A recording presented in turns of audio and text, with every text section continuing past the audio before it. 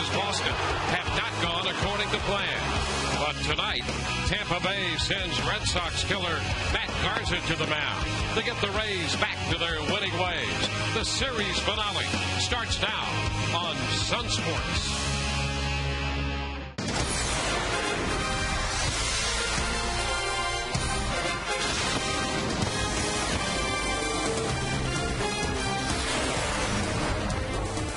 Tonight we greet you once again from Tropicana Field in St. Petersburg. The homestand continues. This Game 3 of the series as the Tampa Bay Rays beat the Boston Red Sox. The Rays riding the best record in the major leagues. They're in first place in the American League East, leading the New York Yankees by 4.5, Toronto by 6, and the Boston Red Sox by 6.5 games. Hi again, everyone, and welcome to an evening of Rays baseball with Kevin Kennedy. I'm Dwayne Stats. Great to have you aboard. We'll be hearing from Todd Callis in just a few moments. Well, the season series, 6 games in. The Rays have won 4 at Fenway, and the Red Sox have won 2 here at Tropicana Field. Last night, things just didn't work out the way the Rays had hoped in the second game of this series. No, you're absolutely right. I mean, James Shields pitched great, but I got to tell you, David Ortiz, Big Papi, came in very hot in the month of May, and it's no secret. He did the same thing in these first 2 games of the Rays that he's done, in this month of May. Kevin Youkilis has been tough all season long as usual. Both guys have hit a home run in this series. That was the first game of the series, and here's James Shields last night. One pitch cost him, and that was at David Ortiz. But other than that, he was outstanding with his stuff, returning the final 16. That was a fastball away, and David went with it. 2 runners were on with 2 outs. That was the only scoring of the ball game. And then later, of course, Dwayne, you saw the action with Carl Crawford and Bob Davidson, and then here comes Joe Madden. Yeah, that was about the only fireworks the Rays could muster. They had both Madden and Crawford ejected by Bob Davidson. The Rays limited to just 1 hit. They've scored just 1 run. They've been outscored by this ball club, the Red Sox, 8-1. They've been out-hit 16-7.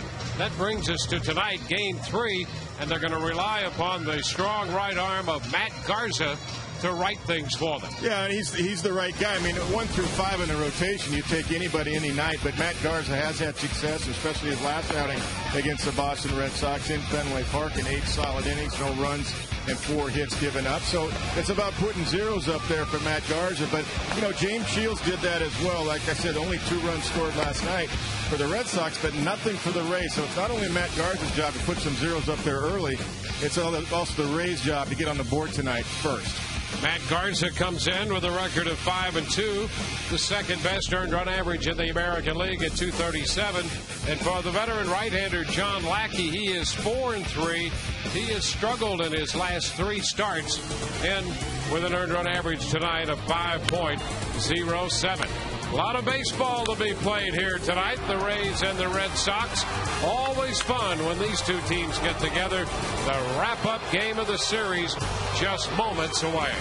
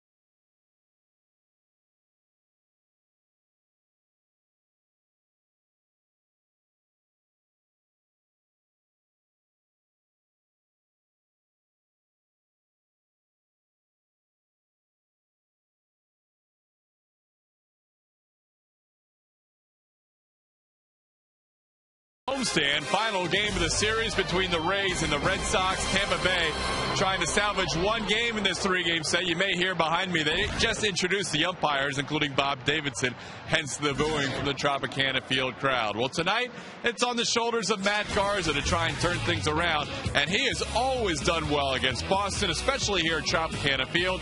You can see in his career, 2-0 with a 2.84 ERA. Opponents hitting less than 200 against him here at the Trop for the Red Sox, and that's not including the 2008 ALCS Game 7, where he went 7 innings of 2-hit, 1-run baseball that earned him the ALCS MVP. We caught up with Matt before the series started and asked him in our Geico quote of the game about the Red Sox playing better baseball as of late.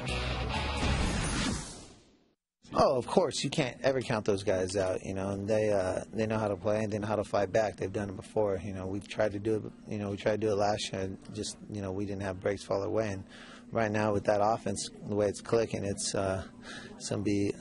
these 3 games will be a lot of fun. It's not going to be like those first 4. These guys come out fighting, and we have our hands full.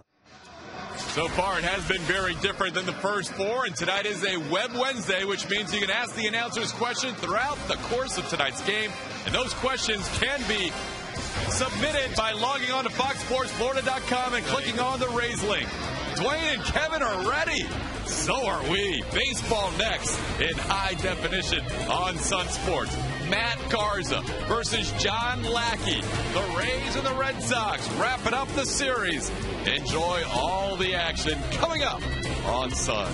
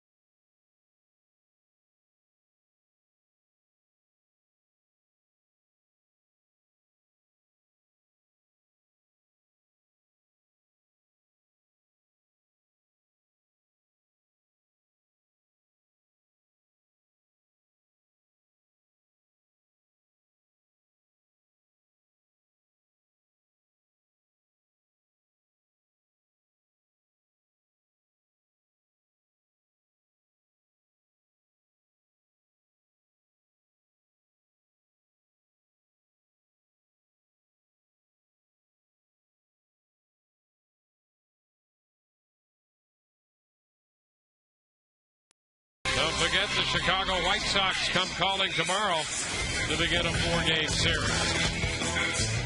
The Boston starting lineup finds Marco Scutaro again in the leadoff spot with Dustin Pedroia hitting second and David Ortiz third. Kevin Youkilis, Adrian Beltre, and Jeremy Hermida down the middle. Jason Varitek catching. Mike Cameron is in center field, and batting ninth playing right field is Darnell McDonald. Matt Garza on the mound for the Rays.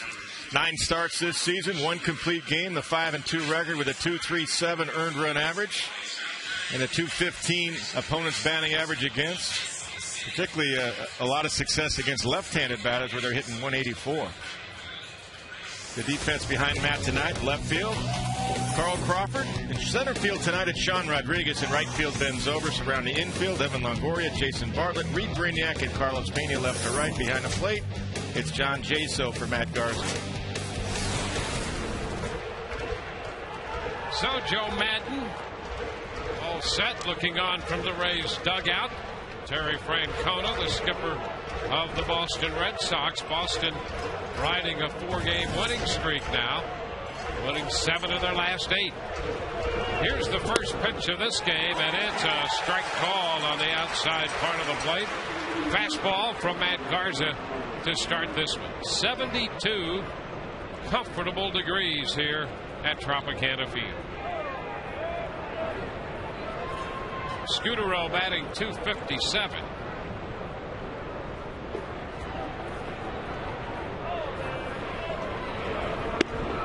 And another pitcher, fastball, this one away and a little bit off the plate. The count is 1-1. Interesting how last night Scudero against James Shields was not going to let him throw that changeup, so he jumped on the fastball early. Tonight he takes a couple pitches. Different pitcher. And the pitch is fouled away. It's 1-2. Yeah, Jacoby Ellsbury was in the leadoff spot in the first game of the series, but as you know, he had suffered that collision, and as a result, a severe chest bruise, and was on the disabled list. It was back about the first week and a half of April, and he felt a little tweak in there, and so he was out of the lineup last night, out of the lineup again tonight. And Scudero back up in the leadoff spot. The count is 2-2. Well, it's not unknown to Marco Scudero. That's a job he did pretty well last year in Toronto, which enabled him to get the contract he did with the Red Sox. So he's very familiar with the role, but that's a big loss for them. You're right, Jacoby Ellsbury. That's their speed guy. As a result, he was out all that time. They've stolen only 12 bases as a team. And you can pencil him in for 40 to 60 steals pretty easily. 2-2 now, and a full count. Slider into the dirt.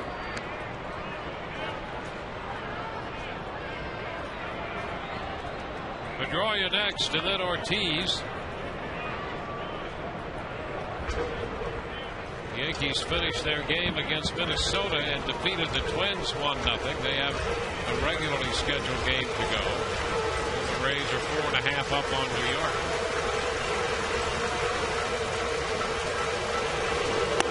And ball 4, so Scudero draws the walk.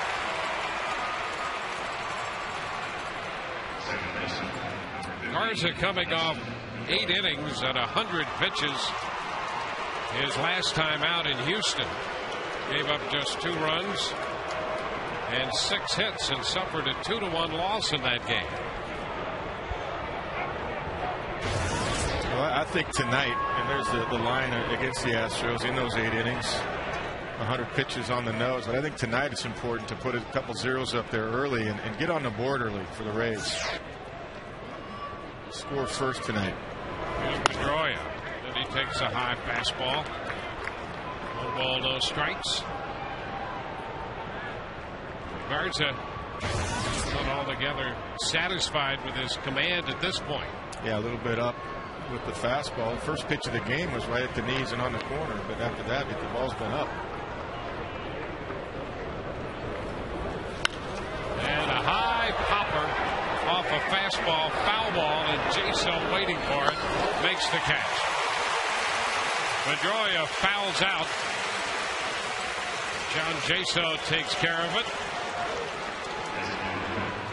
Pretty similar pop-up to what we saw the other night where Pedroia hit the speaker. Yeah, and that, as it turned out, made a big difference because he stayed alive and then got a base hit. That led to a 3-run inning. Sure did. Now it's David Ortiz. He's up in the 3rd spot in the order. Doubled in 2 runs in the game last night. And a home run to start the scoring in the 2nd inning of the first game of this series. He's hitting 3rd, the DH.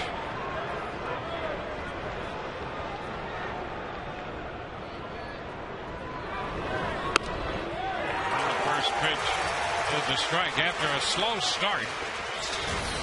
Ortiz has had a very good month of May, and look at those numbers, 359 with 8 home runs. And the Red Sox, who struggled early, really need his bat to be that productive. 1-1. He's one of the main reasons why they're back over 500 and climbing up in the standings, because of that bat you're talking about.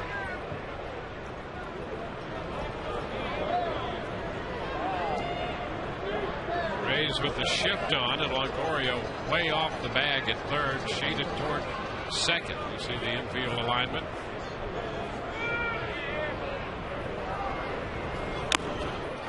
A ball and 2 strikes. You can live down there. That's 93 on the outside corner. Look at this nice pitch. A little tailing action to go with it. Ortiz into the game hitting 136 off Garza, 3 for 22, but 2 of those hits have been home runs. 1-2 now, and he fouls the fastball back. That pitch coming in on him. Yeah, even on that one, he had a nice short swing. Got his hands inside. Look at him bring his hands way in to stay alive. It's a nice piece of hitting right there, just to stay alive. No extension. You see his hands in tight, but he had to bring them in to foul it off. Otherwise, he's got sawdust in his hand. Again, the 1-2 pitch. And a bit popping away from Jaso. That's going to allow Scutaro to move up. Appeared that ball might be stopped enough, but Scutaro, as it turns out, moves up easily. A wild pitch charged to Garza. Well, Scutaro wasn't breaking on the ball in the dirt. He broke because he knew Jaso couldn't find it. Didn't see it right away. And that was enough to get him into second base.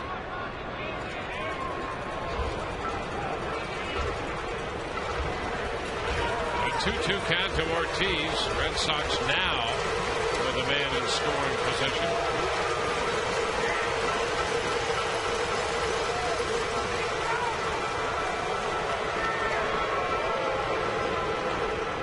It's a 6-game road trip for Boston, and they've gone 4-1 into Philadelphia and here against the Rays.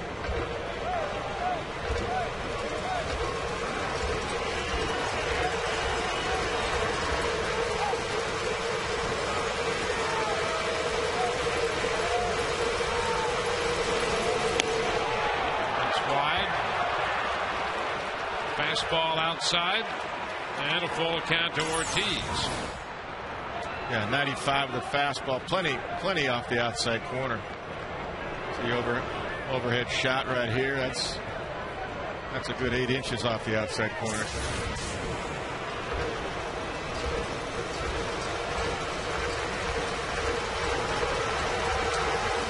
Now the 3-2 and ball 4.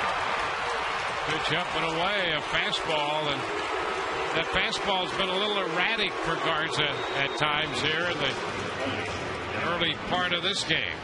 He's overthrowing right now. I mean, he's really trying for the strikeout, and when he's doing that, he's really opening up too soon, really flying open. He knows it too. He knows with this conversation that Jim Hickey's just saying, hey, you're flying open, you're falling off, just go right toward your target.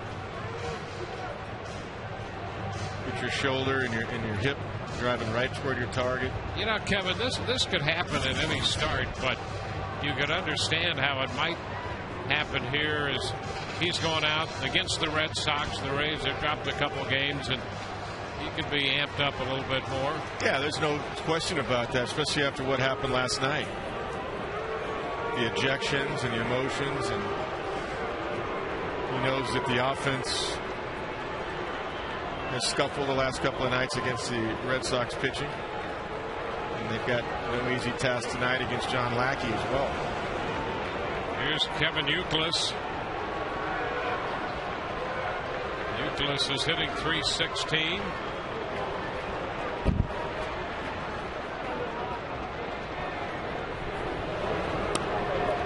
And a pitch, and he takes it down. Euclid second in the league in slugging and second in the league in on-base percentage. Look at how Euclid can track. Now, that's a pretty good pitch right there. But he tracks really well. He doesn't get fooled by many pitches. That's a strike. 1-1.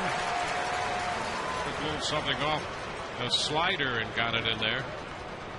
There's the breakout on the slugging percentage for Euclid. A very good eye and power to boot. Fastball misses. 2-1.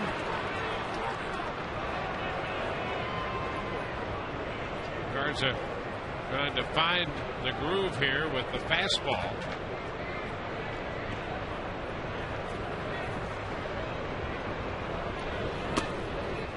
He misses low and away with a slider. And it's 3-1. So he went 3-2 to Scudero, walked him with 1 out, 3-2 to Ortiz, and walked him. Now it's 3-1 to Euclid. Yeah, its fastball command is not there, but the only pitch that I liked as far as the breaking ball was the curveball he threw first pitch. That was a pretty good pitch. He's thrown 3 sliders, and all of them have been in the dirt. And a foul back, a fastball. And sometimes you got to just do that. So you know what? I got 96 right here. Let's go. Quit trying to pick around the corners. Let's go. Tough hitter to do that against. But you might get him to pop up or swing underneath it. I mean, he's human too. Yeah, it's difficult to try to find your stride out there against this guy with a couple men on base. 3-2, and it's foul, the fastball.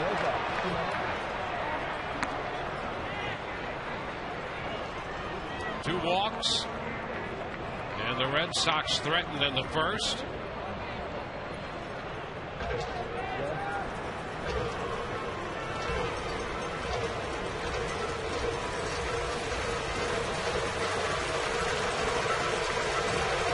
Again. Ground ball third. Down to second one. Over to first two. 5-4-3. Longoria, Brignac, and Pena. The double play gets the Rays right out of that spot. And the Red Sox do not score. They leave a man. We go to the bottom of the first. No score.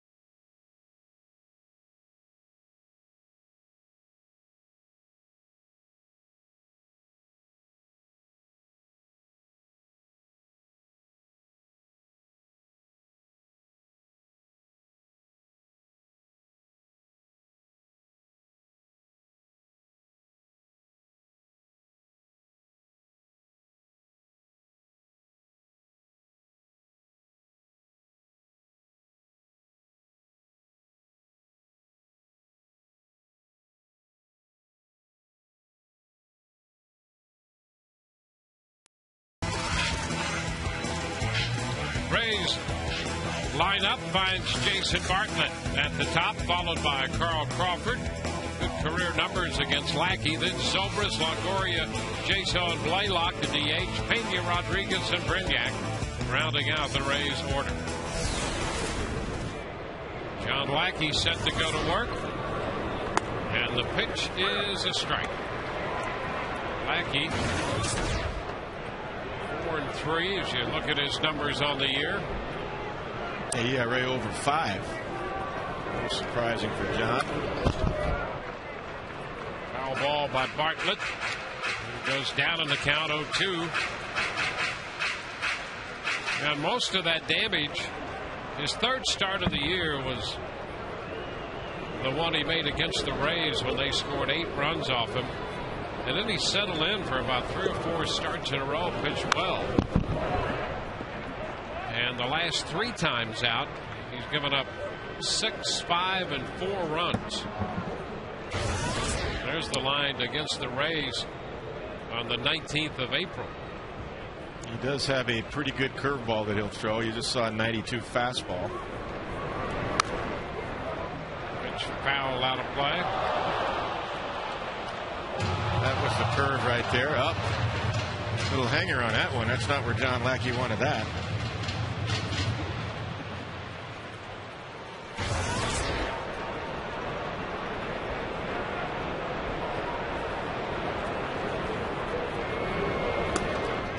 Takes a good look at one low. Jason is 7 of 16 lifetime against Lackey. That's a .438 average.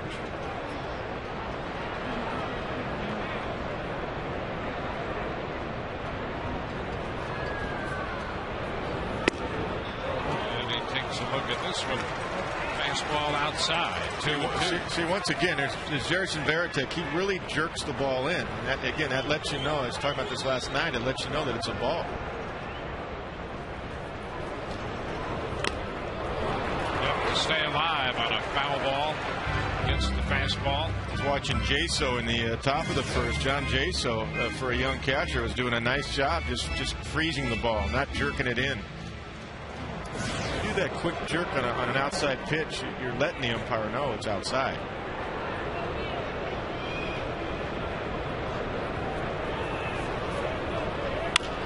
Little tap, third base, charged by Beltre. He's thrown to Euclid in time. So Bartlett saw 8 pitches in that leadoff at bat and grounds out.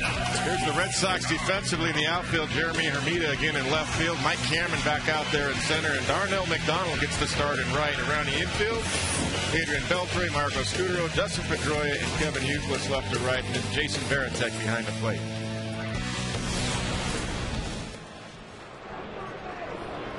Carl Crawford. And the pitch is a strike. Carl's the 10th leading hitter in the American League with that average at .320. Turns away from a pitch in. It's 1-1, and he has good career numbers against Lackey at .412.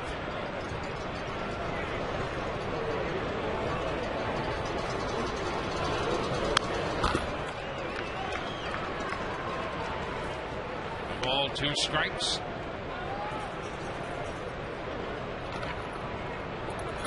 He's given up more hits than innings pitched this year.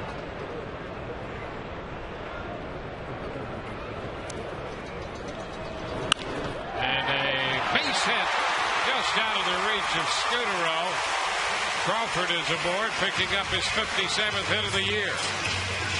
Well, that type of swing right there is what we were talking about in the pregame show. Just go with it. A lot of option field hitting. Look at that pitch. That's a good pitch. That's a good pitch by John Lackey. Look at him go down and get it and just throw his hands at it. That's that 85% swing Carl was talking about last night. But that's what we're talking about. A lot of option field hitting. Here's Zobrist. Rays need to do more of that. That's why Carl's hitting .320 coming in.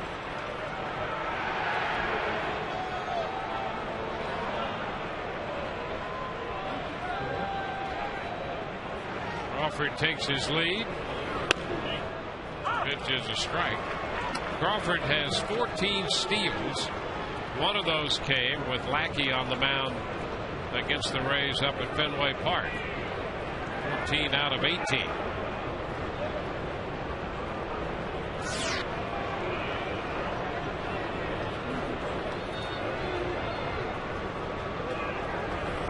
Zobrist, a base hit into right field.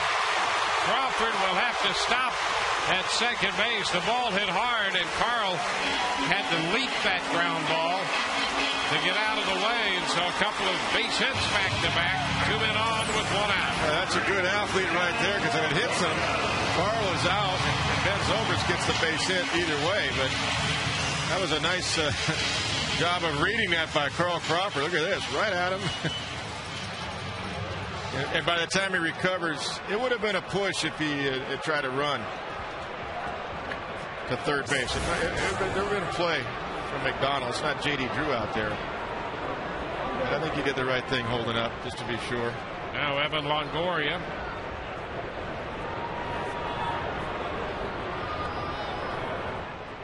A step back by Lackey. So the Rays, who threatened in the first inning last night, did not score. They threatened here Monday night in the first and left the bases loaded. The same thing you are. That's exactly what I'm talking about. They got to get on the board first tonight. Take a little pressure off the offense and the pitching staff, by the way. Situational hitting, even if you have to use the field, even if Evan doesn't get anything middle inning. And we know Evan goes the other way. Got a lot of big hits to right center field.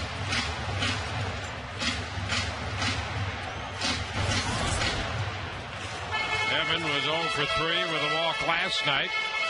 Went 1 for 4 in the game on Monday.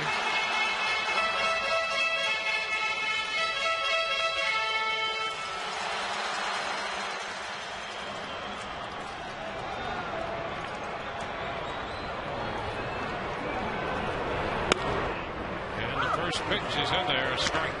Two-seamer right there, ran back over the outside corner. Good pitch by Lackey. He's looking for the ground ball, obviously. And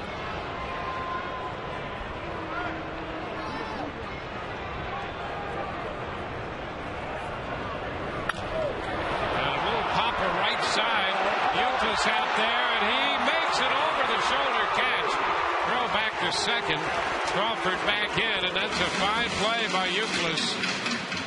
Longoria tried to drop one into short right field, and Euclid made the catch. They got a good jump on that. That's a tough play for a first baseman. McDonald would not have gotten there. Look at that, able to track it, read it, and make a throw back to second base on Carl Crawford. One heck of a play. 2 outs. Now it's John Jaso.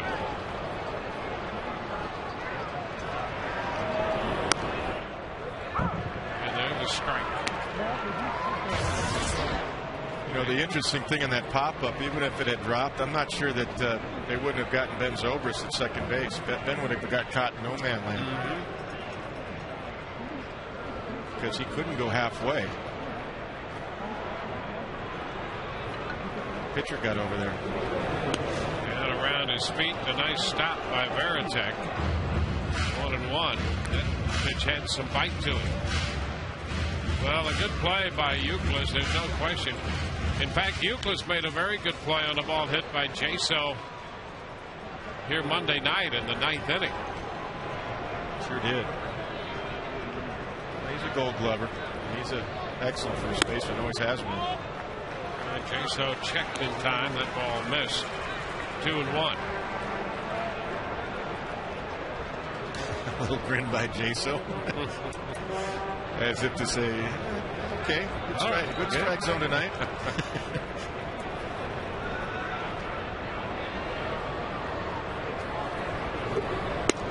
And this one biting down and in as he lays off.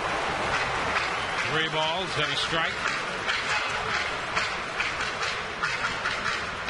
I got to believe Lackey right here will try to throw a two-seamer. Something away, sinking. Jaso's a good four-seam fastball hitter. 3-1 the count. And he drops one in there for a strike. Yeah. Well, he knows he's a good fastball hitter, so he didn't even go fastball at all. He dropped a curveball in there. Look at that. You know, that's the thing, too. You mean, you got a base open at third as well as first. You know, sometimes people forget.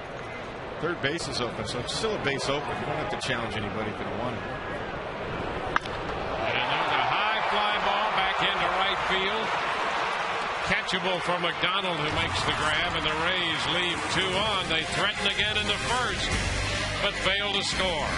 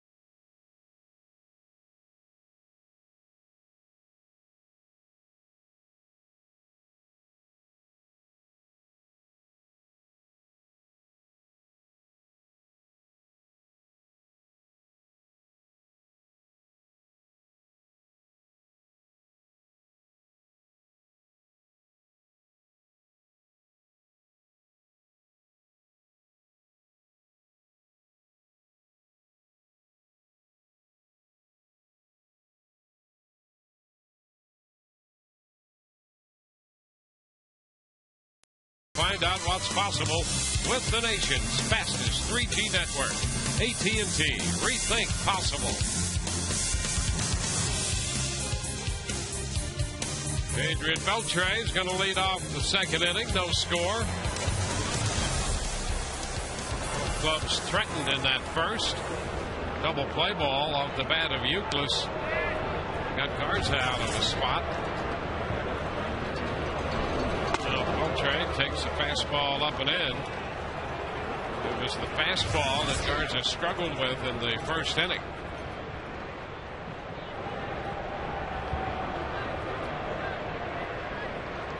Beltre continues his hot hitting, the 9th leading hitter in the league. He hits one of mine. This one is out of here. So he stays hot. Turns on a fastball. Hits his 4th home run of the year, and Boston takes a 1-0 lead.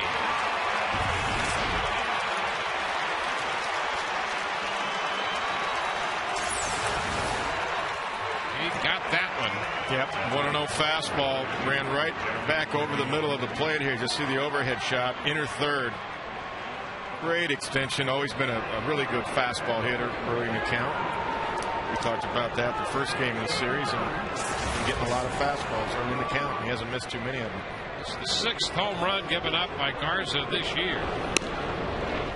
Jeremy Hermida, and that's a strike. And so, just like that, the Red Sox are on the board.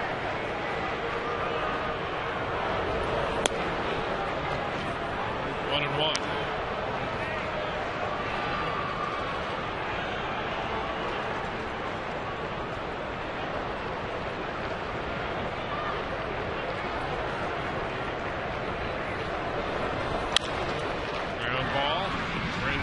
Scoop, toss, and Hermida is out of there. One away. Don't forget, even though the season's underway, it's not too late to join the team with Rays season tickets. That will ensure you the best seats, the biggest savings, and all the great benefits, including post-season opportunities. Visit RaysBaseball.com or call 888-FAN-RAYS.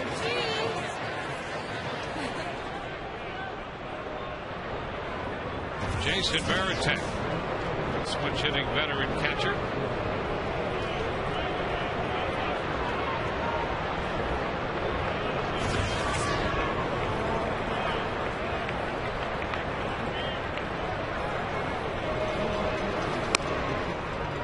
Garza misses, up and away, a ball and no strikes. Veritek started last night after entering the game Monday, but Victor Martinez had to leave. A foul ball off his big toe. 2-0. The X-rays were negative, but there was still some considerable discomfort there.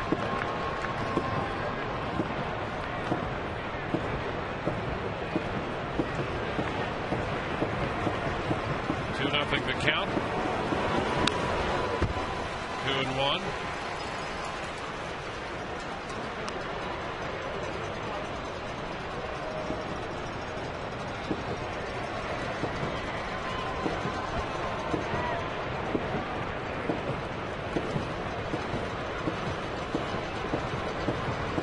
It's a 1-0 game on the Beltre home run.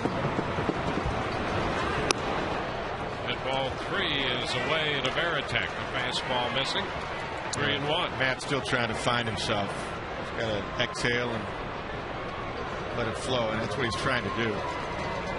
Not use so much power.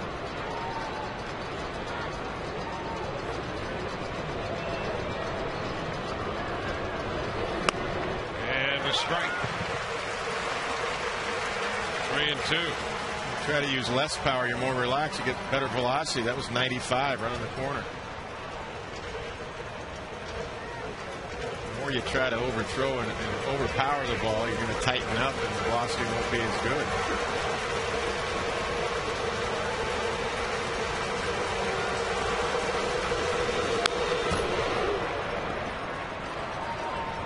He'll make another 3-2 pitch.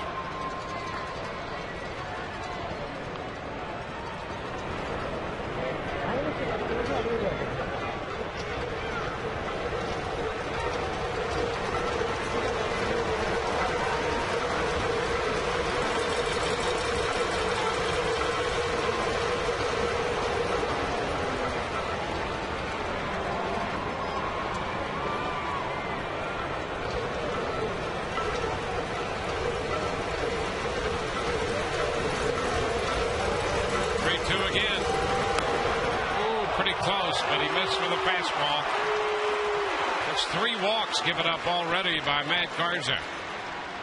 Well, the height was all right, but see if the ball was outside. It looks like it was. It's a good call. Overhit shot. It's a good call. Close, but it's a good call. It's about 4 inches outside. Now it's Mike Cameron.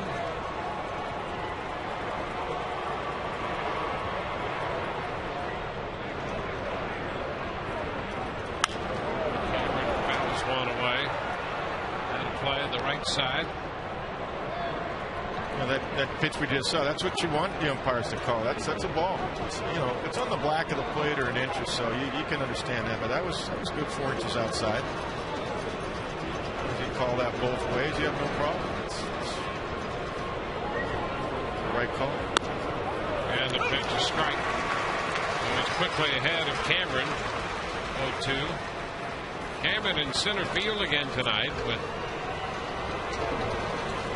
his return, and Ellsbury out of the lineup. Some talk about Ellsbury playing most of the time in center. Cameron playing left. 1 ball, 2 strikes. Well, Mike had plenty of at bats in his rehab assignment. Had actually a few home runs, so his timing is fine. It. Foul the slider, holding the count at 1-2.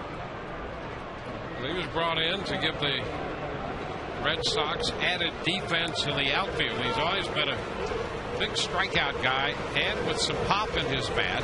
Yep. And outstanding defense. And you know what you get with Mike. I mean, you get 250, 260, you get 20-plus home runs, 80 RBIs, and a Gold Glove caliber defensive center fielder. That's what they signed him for. Nothing more, nothing less. And he's out on strikes. Hard slider in the dirt. That's the first strikeout posted by Garza. It was a nice job by Jaso covering up. Another one in the dirt, but with 2 strikes, it's actually what you want. Jaso's able to pick it. Keep calling it. It's the only way you're going to be able to cultivate that pitch tonight is keep calling it and block it for Garza.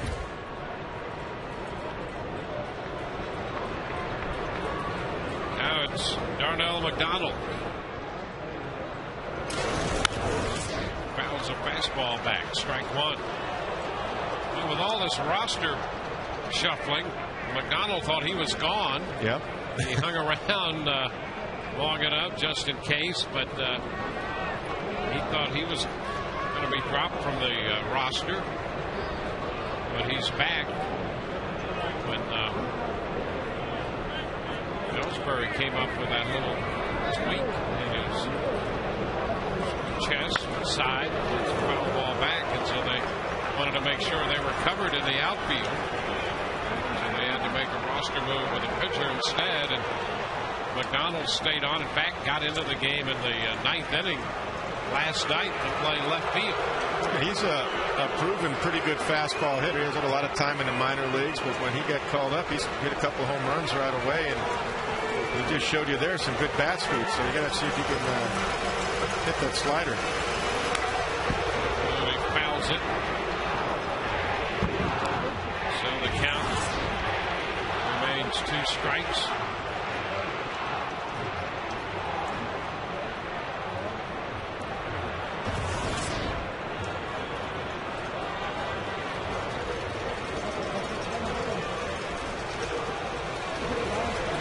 Swing and a miss. He missed that slider.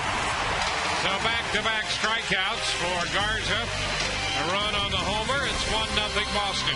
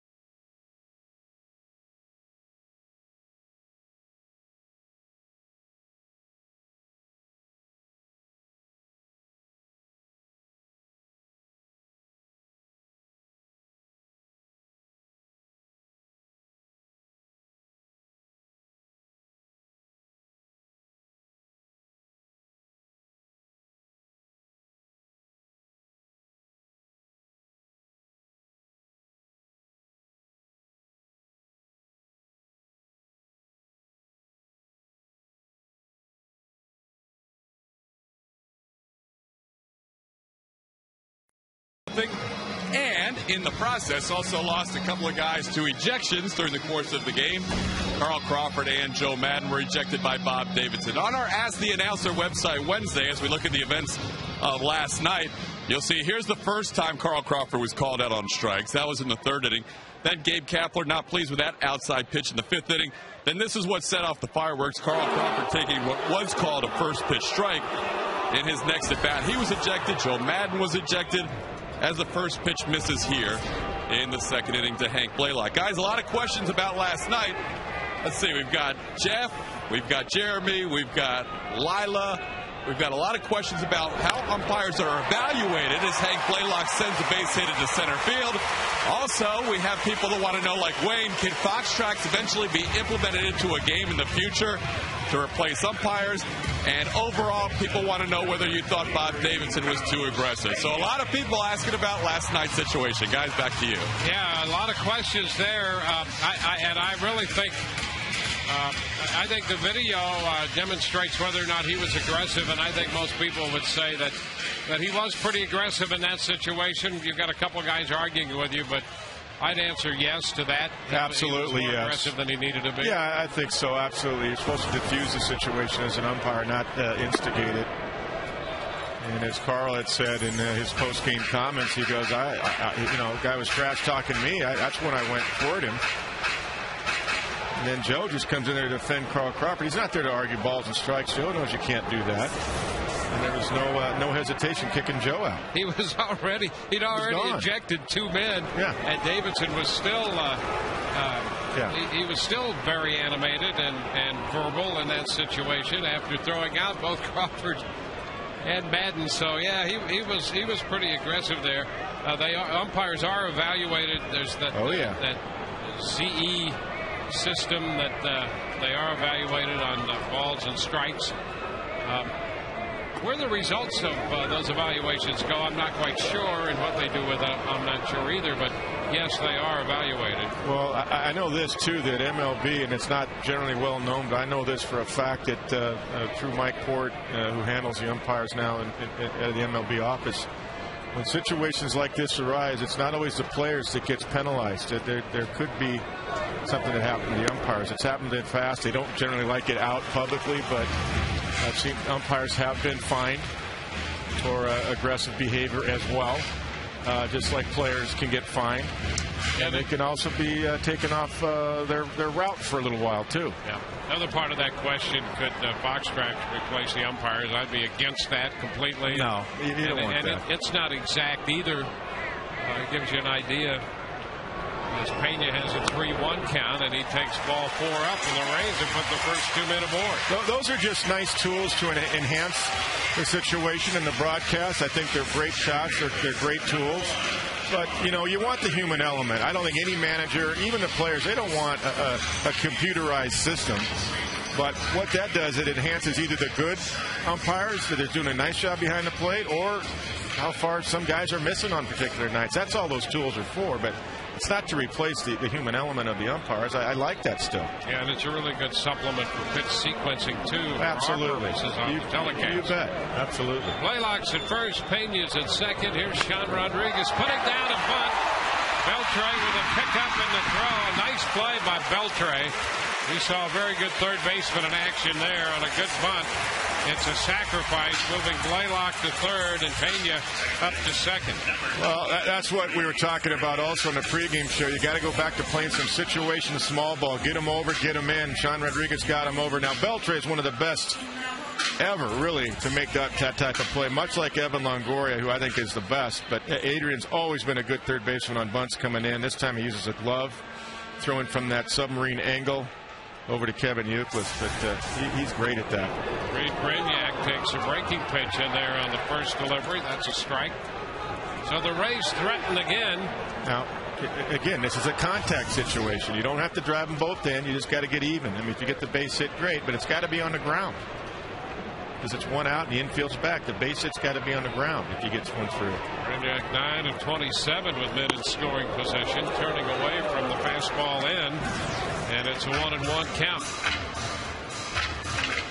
Reed, a couple hits off Lackey. He's 2 for 5 already off this veteran right-hander. Each guy just has to do their job, though. He doesn't need a big double or a home run. If he gets it, great, but he needs to get the run in no matter what he does.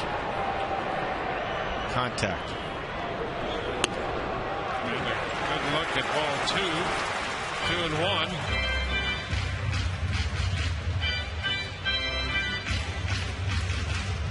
Blaylock singled. Pena walked, and Rodriguez bunted him over.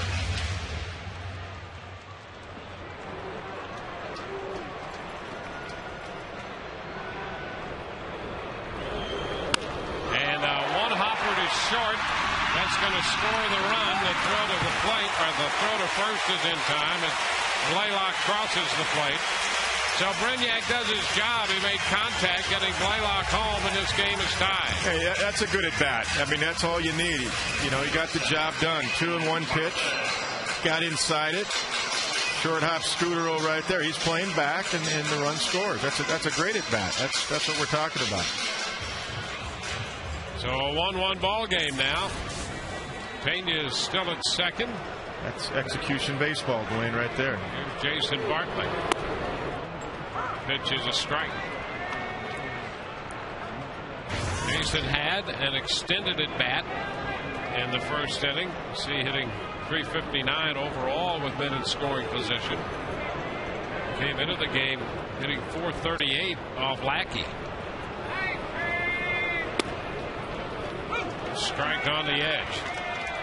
Fastball out there by John Lackey. No, that's the ball you just go to right field with. Right on the outside corner, and Fox Tracks enhances that. We agree with the umpire. That's what that tool is for, just to show you the location.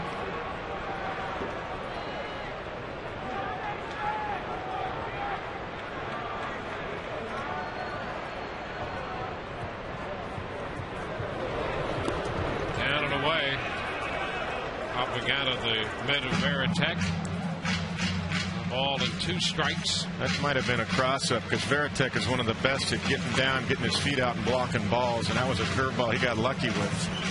I think there was a cross-up with the runner at second base on their signs. That's what this conversation right here is about. Let's take a look at Veritek. He got fooled right here. I mean, he thought it was going to be a fastball. And it was slow enough. It was a slow enough breaking ball that he can adjust. If you call it a curveball, which is 78, and you get a 92 fastball, you box that pitch. You don't even put a glove on it. Well, this is an extended time with Lackey and Veritek, and Alfonso Marquez goes out there trying to hurry things along, and they're not showing much resolve in moving this game along. That's kind of unusual that it was that extended. Yeah, I don't know if there was a little disagreement between the two or not, but there was some long conversation going on, and it's not that tough to get your sequence of signs, which you're going to use if that's indeed what it was, which I believe that was part of it. Foul ball back. Fastball after all of that, a fastball.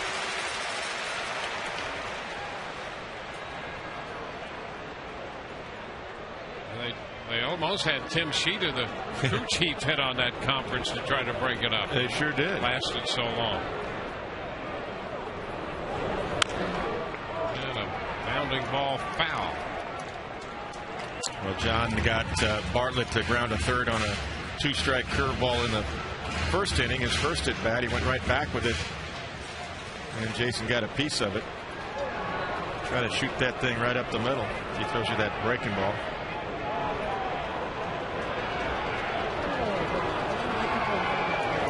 Two again is high with a fastball. 2-2.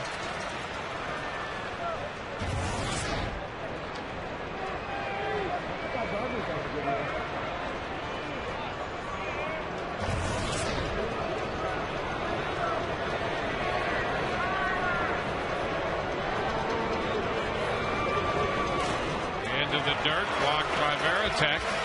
We have a full count. Yeah, that's Veritek on the curveball blocking. He's one of the best. So definitely a couple of pitches before there was a cross-up. He was prepared to block this one. Nice job keeping it right in front.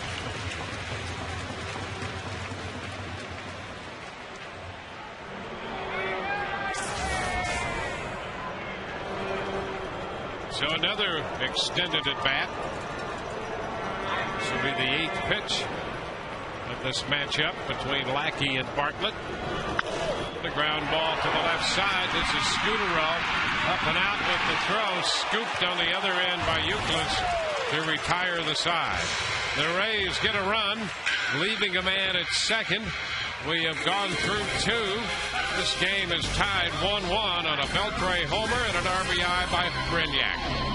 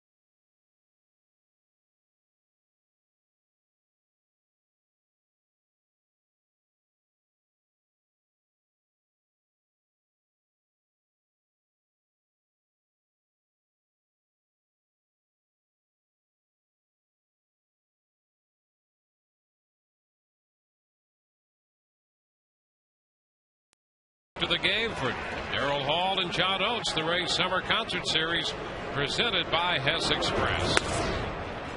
First pitch here in the 3rd to Marco Scutaro. 1 ball, no strikes. Scutaro walked his first time. Austin with a run in the 2nd. The Rays with a run in the 2nd.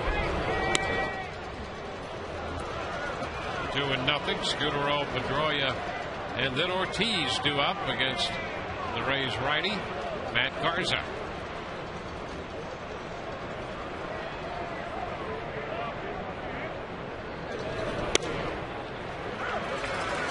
Two and one. Neither starter yet showing great command. They're trying to both find themselves. John Lackey and Matt Garza. Paints the outside corner there on a 2-0 pitch.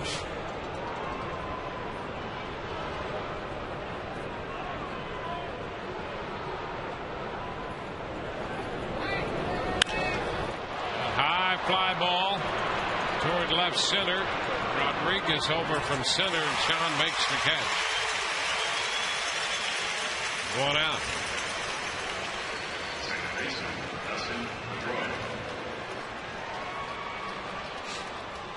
It'll be Dustin Pedroia.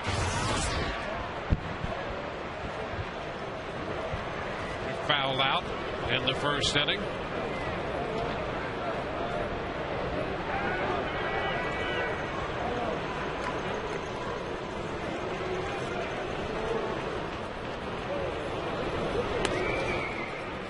High.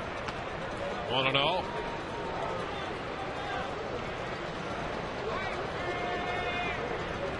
Garza faced the Red Sox up at Fenway on the 18th of April, picking up his 3rd win.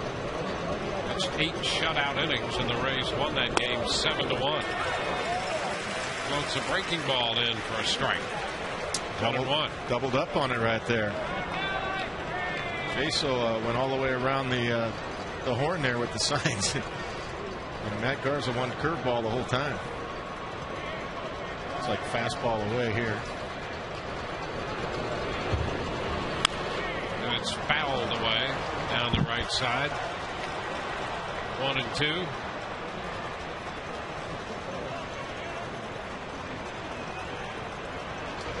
He's starting the night 32-14. Austin 26-21. Rays inside the East are 14-8. And the Red Sox have gone 12-14 inside the Eastern Division. 2-2. Current standings. New York finishing off a victory over Minnesota earlier. So the Yankees are 4.5 back of the Rays. And the Yankees and the Twins playing tonight in Minnesota. Toronto 6 back, and the Red Sox 6.5. Yeah, Toronto surprising a lot of people. They're hitting a ton of home runs. Boy, it's about Batista. Yep. Wow. Aaron Wells. Full count to Pedroia.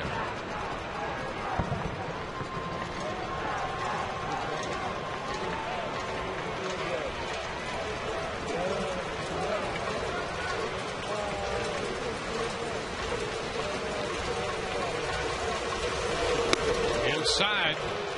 That's walk number 4 given up by Garza. A 1-out walk here. You don't want to walk a lot of these guys. That already equals his season's high in a single game, 4.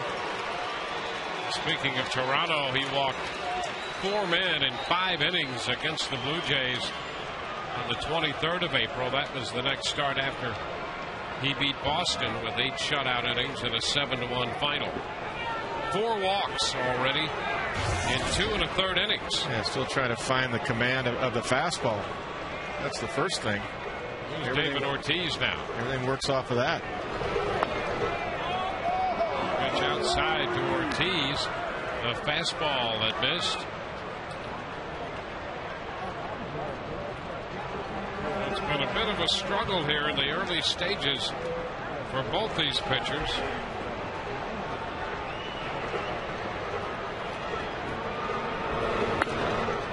Up again. 2-0.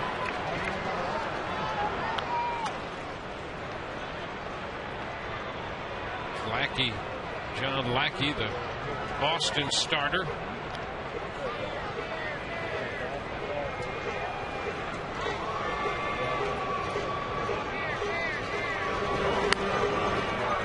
And now ball 3 is away. Battling himself. And again, just overthrowing, getting way over the top, falling way off to the left. Going to be a little bit more linear toward his target, more directional. Going right toward his target with his lead leg. And he picks up a strike. You saw those numbers now, 57 pitches. 29 strikes and 28 non-strikes. Yeah, that's not him. That's ratio at minimum. You should be about the 63% of the time throwing a strike. Anything below 60% is not good at all. He's at 50%.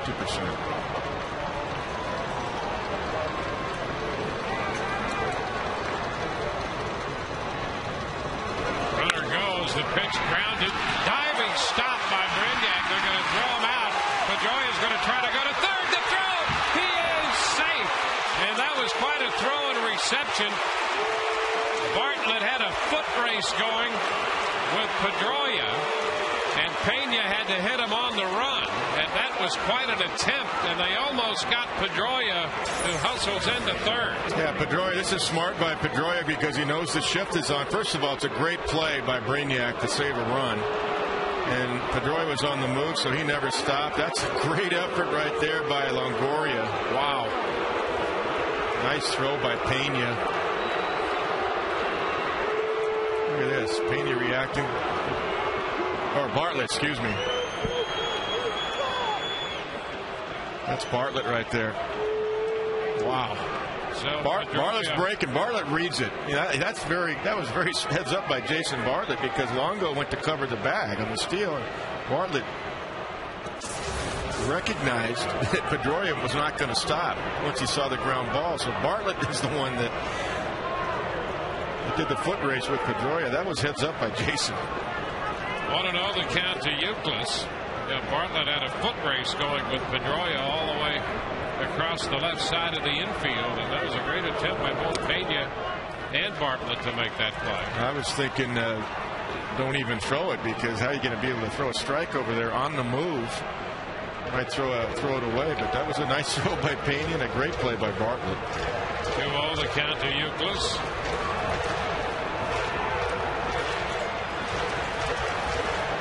That walk, and the man has gone to third on the ground out. That great play by Brignac to start all of that excitement on the infield.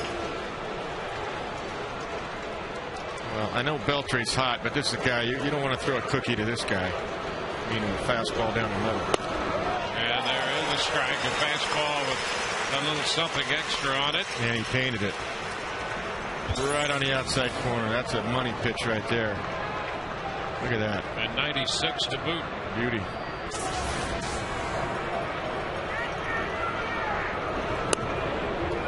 This one's low.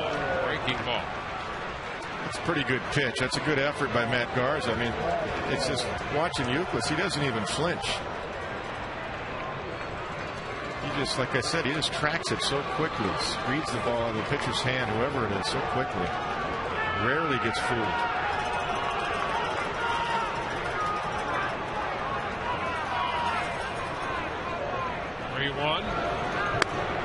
And ball 4 outside. How about that? 5 walks. First and third, 2 outs, and Beltre is going to be the hitter. So Garza found himself in a spot. He was careful with Euclid. And now 2 men on, 2 men out for Beltre. Now you got to be a pitcher with super stuff and a great defense behind you to get and pitch around 5 walks and keep it at a 1-run game. We'll see if Matt's able to do that with Beltre, who's really hot right now. Beltre jumped on the fastball and hit it out to left in the second. And right back with a fastball, strike 1. Tried to go away on Beltre. It ran back over the heart of the plate, and he turned on it. Now that first pitch, he went right at him, inside corner. To get ahead 0-1. Too low. 1-1 now.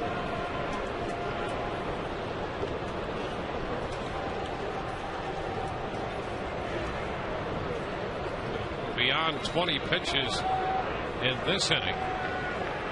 22, so he's had 3 consecutive innings to start this game of over 20 pitches. I think the good news is Shields went 8 and saved the bullpen last night too. Breaking ball and a long one hit to left, and that one is going to go. He threw him a curveball, and with 2 men on, Beltre has hit one out to make it 4-0.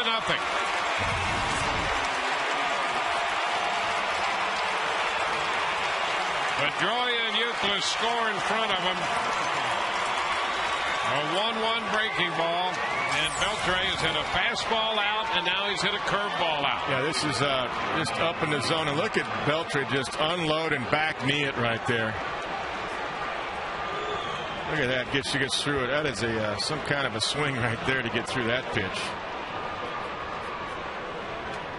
Beltre is now 7 out of 15 lifetime against Garza. He's done all the damage. Garza's helped set the table with a couple of walks in this inning, but Beltre's driven in all 4 runs in this game and has both hits surrendered by Garza. Yeah, it's tough to pitch around 5 walks. 1-1 to count to Hermida. A couple of them this inning have scored.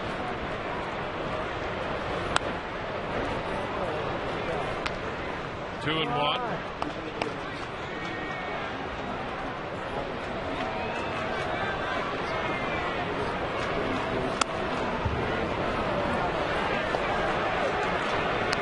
Three balls and a strike.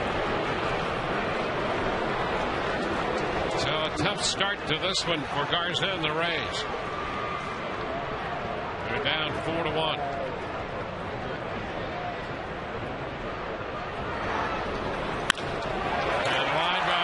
Hit. Hermida singles, bobbled out there by Rodriguez, but no advance. A 3-1 fastball.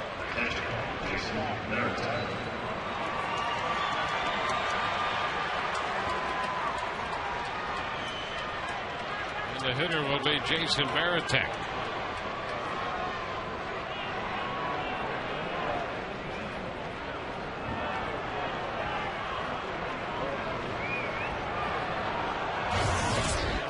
One out walk to Pedroia, 2 out walk to Euclid. Home run off a breaking pitch hit by Beltre. Hermida has singled.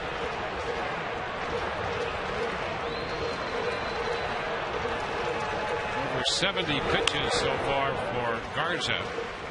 The fastball is fouled, strike 1.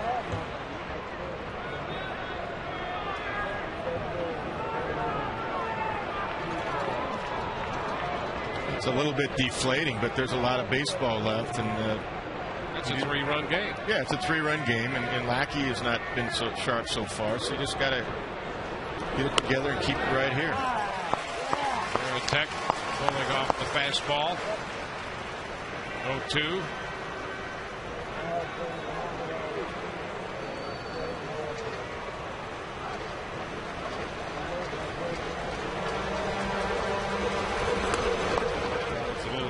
Their starter has been averaging, giving up over 5 runs a game.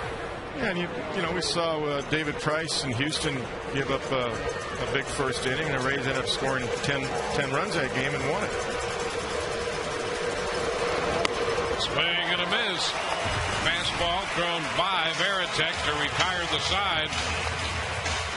But a 3-run home run by Beltre. We go to the bottom of the 3rd. It's 4-1 Boston.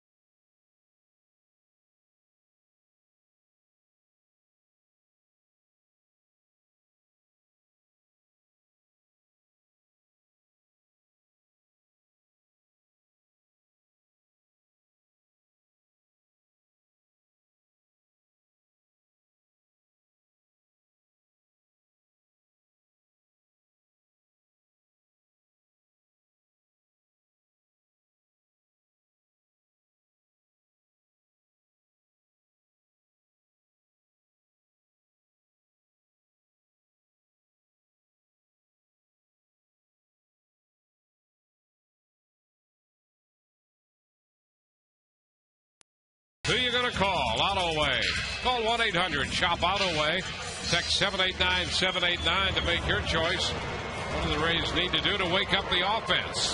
Lineup changes, be more aggressive on the bases, better approach at the plate. Nothing, the offense will come back. And here is Carl Crawford laying into one. Long shot back into the deepest part of the ballpark. And it bounces up over the wall for a ground rule double. If that's still in play, it's a triple. But it bounced over the fence for a ground rule double and took Crawford on the very first pitch here in the home half of the 3rd. Has a 2-base hit. Boy, he really had some backspin and got through this pitch. It's up and away, and he goes with it and hits the deepest part of the ballpark. Right there. Short hops along, kicks it, and goes over the center field fence. Kind of extension right there for Carl. That's what I'm saying. 15th double of the year, and here's Ben Zobrist hitting a ground ball foul. That's what I'm saying. You just keep grinding it out. Lackey hasn't shown great command either, and you just keep fighting and grinding it out. Try to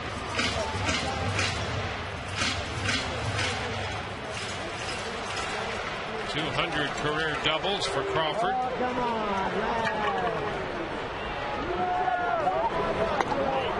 Strike at the knees.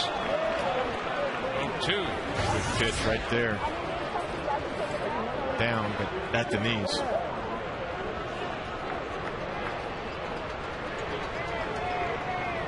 runners all over the bases tonight for both clubs. Rays with 4 hits. Boston with 3. And a foul ball at the feet of the catcher, Veritek. But the Red Sox have 4 runs. Garza's given up 5 walks. So far, Lackey has walked just 1. He has all the Boston runs batted in. Beltre, Adrian Beltre, their third baseman.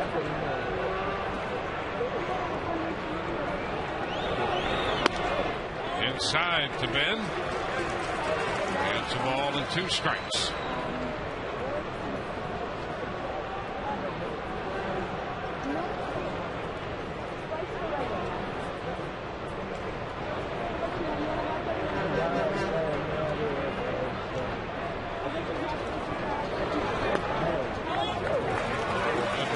There by Zobrist. 2-2. Yeah, that's a good take right there, and that ball has not always been called a ball. That particular pitch.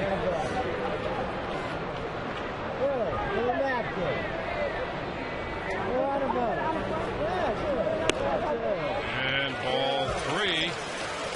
This has been a good at bat by Zobrist to work the count full. Yeah, going away from Ben right here. A little 2-seam action going off the outside corner. Plenty away. See the number 6 there on Fox Tracks.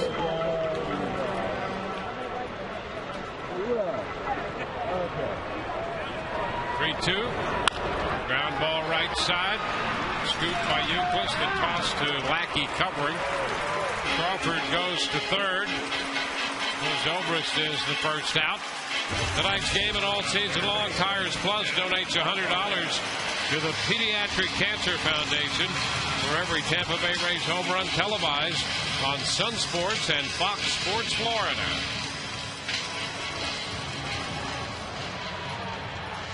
A productive out, you take it. You like to see a base hit or another base runner, but you take it because it got Carl over to third base with 1 out. Evan Longoria in the batter's box, and he fouls a first pitch fastball back, strike 1.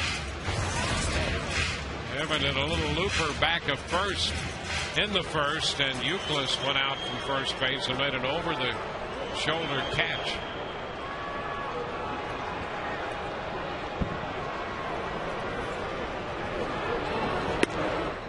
Pitch away. 1-1.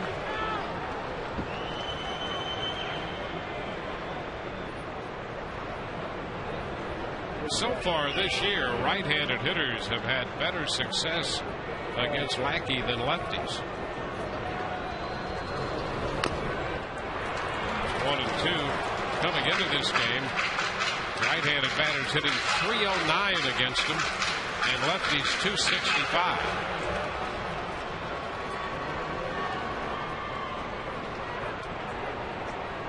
That's a return to his numbers in 2008. Well, that would tell me that his 2-seamer's working pretty good away from lefties. Maybe his breaking stuff isn't as sharp against righties as he like it. And there's one.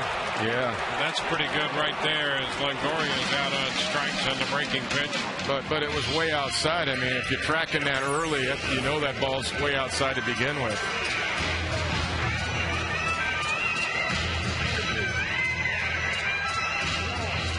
It's just one of those at-bats we're talking about where you just got to think contact, go the other way. They're giving you a run, put it in play, hit a little play pepper with a shortstop or second baseman.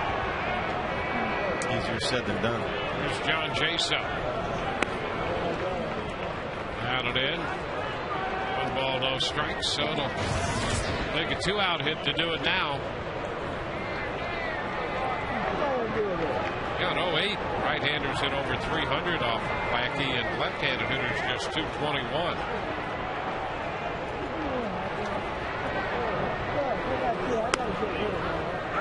That's a strike.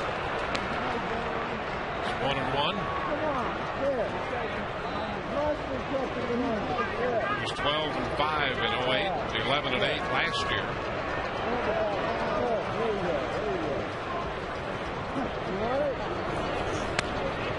And that's going to be a strike. So took the pitch. And it might wind up inside, but it caught the corner. His left elbow's over the inside corner, and that was exactly where that was, up and out on the inside corner.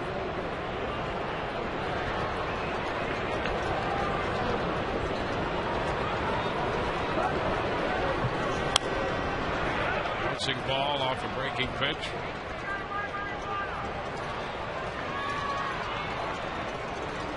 Boston scored a run in the second. The Rays scored one in the second, and Boston put up 3 in the top of the third.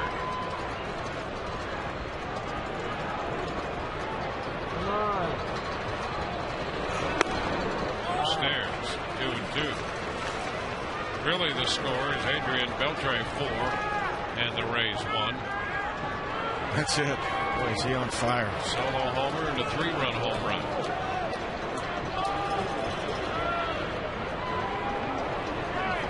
2-2. It's inside. So the count goes full to John Jaso. They're trying to pound right at his lead elbow right there. His right arm. That's where they're going. At least the first 2 sequences. Got him to fly out the first time, and they're pounding him in right here. But they're going right at that front elbow. Now they're going away. And he takes ball 4. I think Lackey thought he might have had a strike there. Lackey thought he had strike 3. Well, he went back away finally after pounding him in. It was a 2-seamer right here. Look at this thing turn over. Box track says it's outside. And it was. Look at it from that vantage point. Yep. It's a good call. You know, Marquez is locked in. He's doing a good job. John, that's outside. Last night it was a strike, not tonight. Tonight, yeah. Here's Hank Blaylock now. Hank Singleton scored in the second. He has a lot of at-bats against Lackey. Oh, and he pops it up. Foul ball, Veritek after it, and he's going to have room making the catch to retire the side. Rays lead 2 through 3. 4-1 Boston.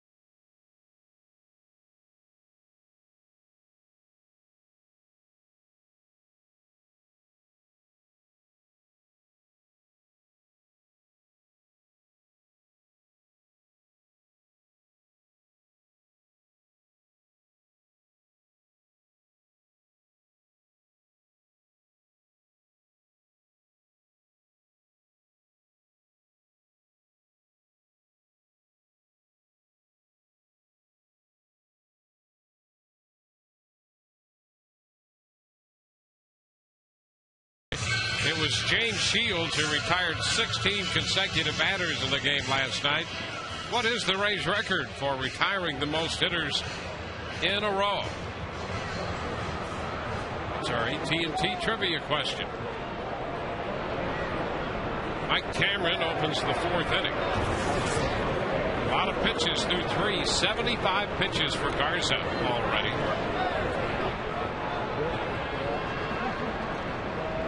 Here's Cameron.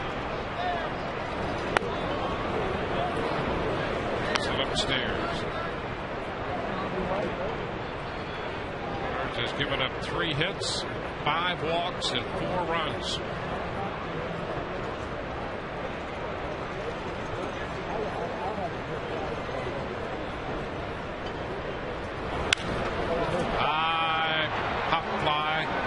Short center, Rodriguez coming in, and he'll make the catch for the out. Let's check in with Todd Callis. Another question, Dwayne, in our Ask the Announcer segment of Web Wednesday. If you want to ask a question, log on to foxsportsflorida.com and click on the Rays link. Gene, Warren, Evan, Jennifer all have a variation of the same question. They said, hey, B.J. Upton was looking so good in spring training. What needs to happen for Boss Man Jr. to get back to hitting the way he was early this spring? Guys, back to you.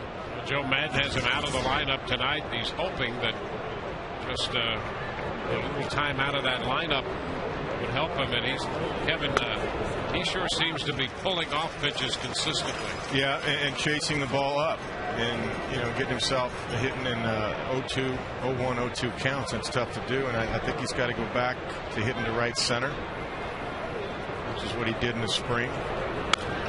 Donald fouls it back 0-2. And BJ was actually one of the guys I was thinking about when we talked about it earlier in the pregame show about some of the guys and some of the drills just going the other way. Well, this series is a perfect example of how he's behind in the count all the time, and percentages just don't allow you to succeed when you're hitting 0-2, 1-2. And I'm telling you, all pitchers are going to live away. Look at this. I mean, they go to right field. And liner caught by Zobrist. An 0-2 pitch, and Zobrist makes the catch on the line drive to right by McDonald. I mean, if you take the rectangle of home plate from the pitcher's vantage point, there's really 4 locations. Down and away is number 1. Down and in is number 2. Up and in is number 3. And the box up and away is number 4. And you're going to live. That's your home. I mean, I was taught that at a very early age, but you're going to live in number 1. That's down and away. That's the safest spot to go back to. And when all else fails, you can go back to number 1. That's down and away. Well, as a hitter, you got to think that way because most of the pitchers are going to be down and away. They're going to come up and in and knock you down and come in when they need to, but that's a danger area. So if you can cover down and away and use the field, you got a chance to hit for an average. But when they see you pulling off down and away, they don't have to throw you in. They'll stay out there until you prove you'll do something different. Now Scudero sends a fly ball into right field. Zobrist makes the catch, and that's exactly what Garza needed. A quick inning, just 6 pitches. 4-1 Boston.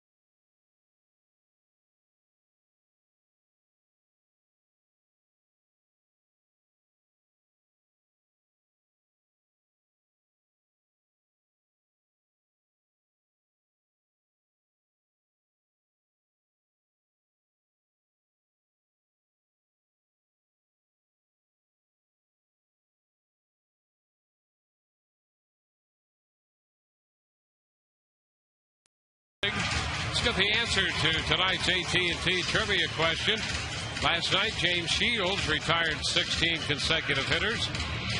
What is the Rays' record for retiring opponent hitters in a row? That's 18 in a row, retired by Matt Garza on the 30th of April in 09 against the Red Sox. Cardinals can do here in the fourth with Carlos Pena leading off against Lackey. Fouls a fastball back, strike one. Carlos walked into second.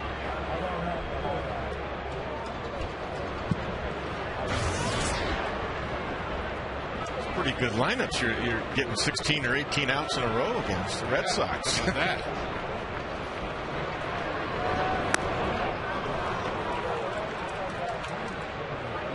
Two strikes, fastball, then a breaking ball. Yeah, up. Both of them were up.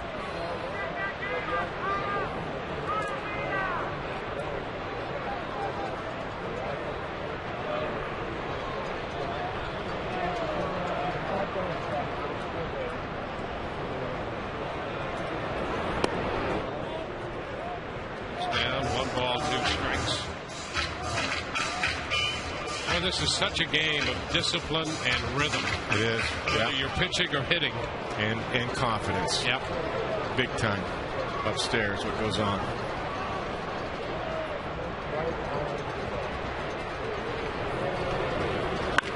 There's a liner up the right field side. Back toward the corner. Pena on his way to second, and he's in there standing with a double as McDonald plays it back into the infield. Two-base hit for Carlos. Boy, that's good news. Boy, he got inside that one too. Let's take a look. They're trying to go away. Look how bad John Lackey missed. Your checkers double the game. That's a good fluid swing right there that he kept fair and beat the shift. But that's a mistake by Lackey. They were trying to go away, and he missed by about 12 to 14 inches. That ball ran right over the inside corner. Well, here's a situation. This is a winnable game, but the Rays are going to have to drive in some runs here. Absolutely. They've left 5 men on base, 3 in scoring position, and now they have a leadoff double from Pena, and there's a strike to Rodriguez. And that's a pull swing right there. That's a breaking ball. He's pulling it. I mean, you're still thinking about going the other way. And I'm not saying you give yourself up, but there's a runner at second, nobody out, and you got to go to right field. Maybe you get the base hit, maybe not. Ground ball. Scudero will take it to first, and Pena goes to third.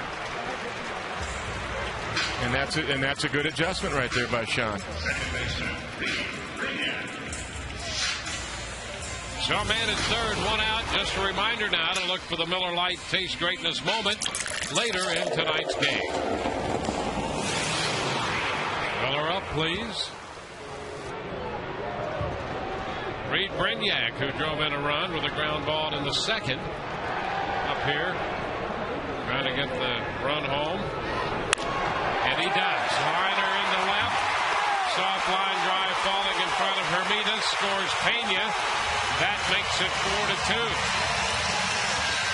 That's what we're talking about. Well, opposite field again. That's what we're talking about in this situation especially. Don't try to do the famous don't try to do too much. Look at this ball. It's a ball, but you know what? He was just short with it. He got through the ball. It was a ball that he could get to. He's got long arms. He got to it because it was straight. It was straight, even though it was away a couple of inches. It was a ball he knew he could get to drive the run in. Jason Bartlett blocked by Veritek. 1-0. That swing by Reed Brignac was a contact swing. He wasn't trying to hit a double or a home run. He was just trying to drive the run in, and consequently got himself a base hit to go with it. And you know, coming out of spring training, and that was such a point of emphasis by Derek Shelton and Joe Madden and the Rays on their advance, and they've kind of gotten away from that. There goes the runner. The pitch is down, and the throw not in time. A stolen base for Reed Brignac. So Brignac drives in a run, now steals a base. Take a look at Bartlett here. He does not get out of the way. He stays right there in the box. And he leans a little bit, and that makes it more tough and more difficult for the catcher. That's a good call. Reed got his left hand in there. That's a nice job by Bartlett, though. Too many hitters will duck out of the way and give the catcher free shot at second base. That was a nice job by Jason. Brignac picking up his first steal. Now there's a ball outside, and the count is 3-0. You know, Dwayne, as long as you don't cross that box and come out of your batter's box, hey, the catcher can hit you or whatever. It's not interference unless you come out of that box. It's a nice job. And ball 4. Now the Rays now have men at first and second, and Carl Crawford's on his way to the plate. John Farrell, the Boston pitching coach, is on his way to the mound.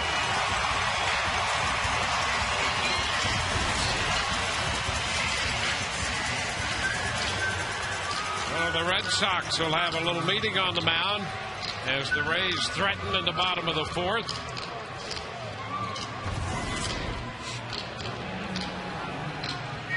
Crawford is 2 for 2 tonight with a single and a resounding double back into center field in the 3rd inning. Could have been a triple had the ball not bounced over the wall. So he'll bat here in the 4th inning now. Well, you know, Carl's gone the other way nicely twice. We'll see if they try to pound him in with some cutters. Carl, 16 of 36 lifetime against Lackey.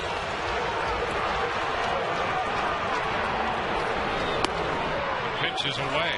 It's a 2-seamer away off the outside corner. 1-0.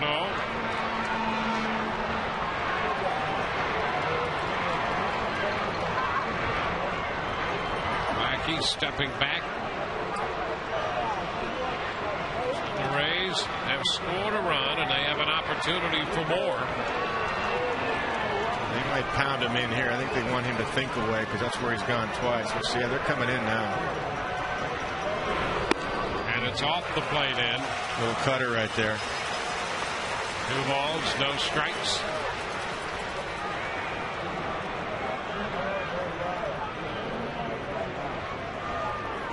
They scored a run in the 2nd. They have 1 home in the 4th.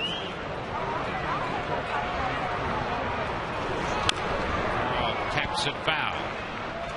Off speed changeup right there. Yeah, sure was.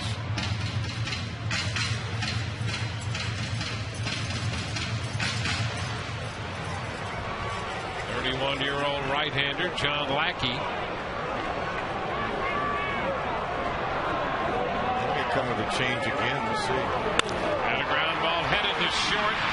Scooter to Pedroia. 1 first base, not in time there. The Red Sox were running off the infield. Pedroia and Scooter were headed toward the dugout. So over to 3rd goes Brignac. Something to double up Crawford. I mean, this is a routine double play for almost anybody in the big leagues. Even Carl Crawford gets hit so hard. But take a look at this. Dupless thinks he's got it. Pedroia thinks he got it.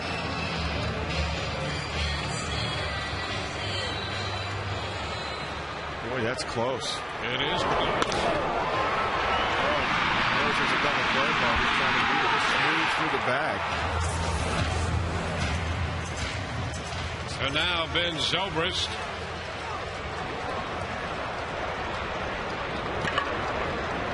And a single and grounded out.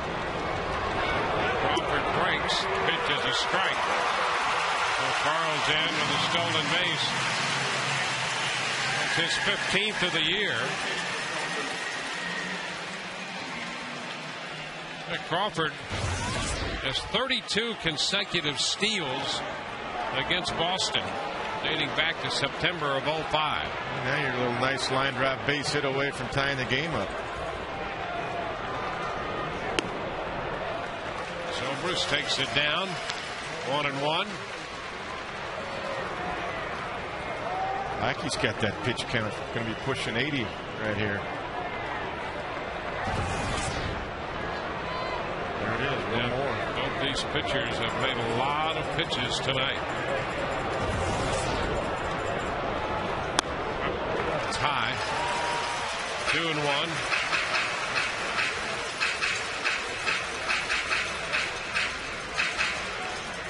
Crawford at 2nd and Brignac at 3rd.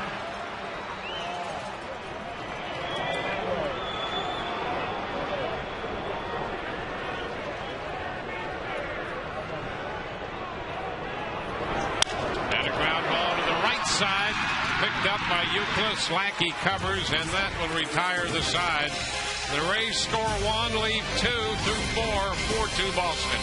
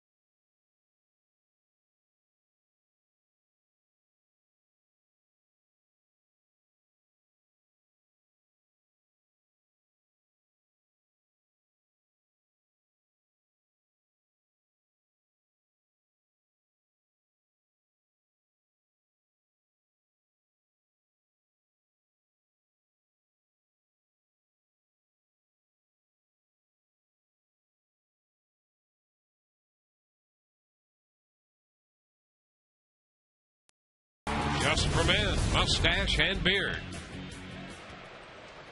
Dustin Pedroia will open the 5th inning. It's a 2-run game now. First pitch is a strike. 81 pitches thrown. That's number 82 by Garza. Lackey also over 80 pitches through 4.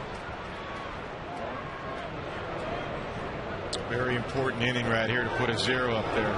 Momentum is on the Rays' side, really, even though they're down 2. 1-1, and the Rays have left 7 men, 5 of those in scoring position. The Red Sox have left 3, all at first base, but Adrian Beltre has hit 2 home runs tonight.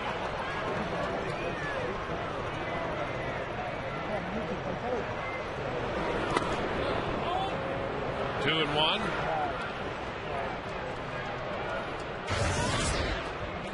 Ortiz next, and then Euclid.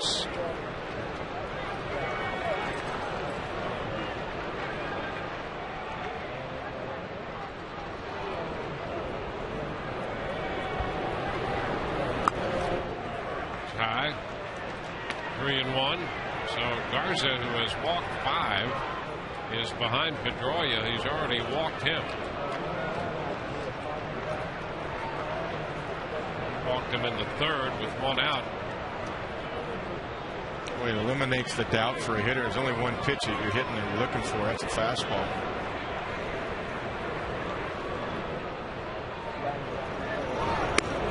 And a strike on the outside part of the plate.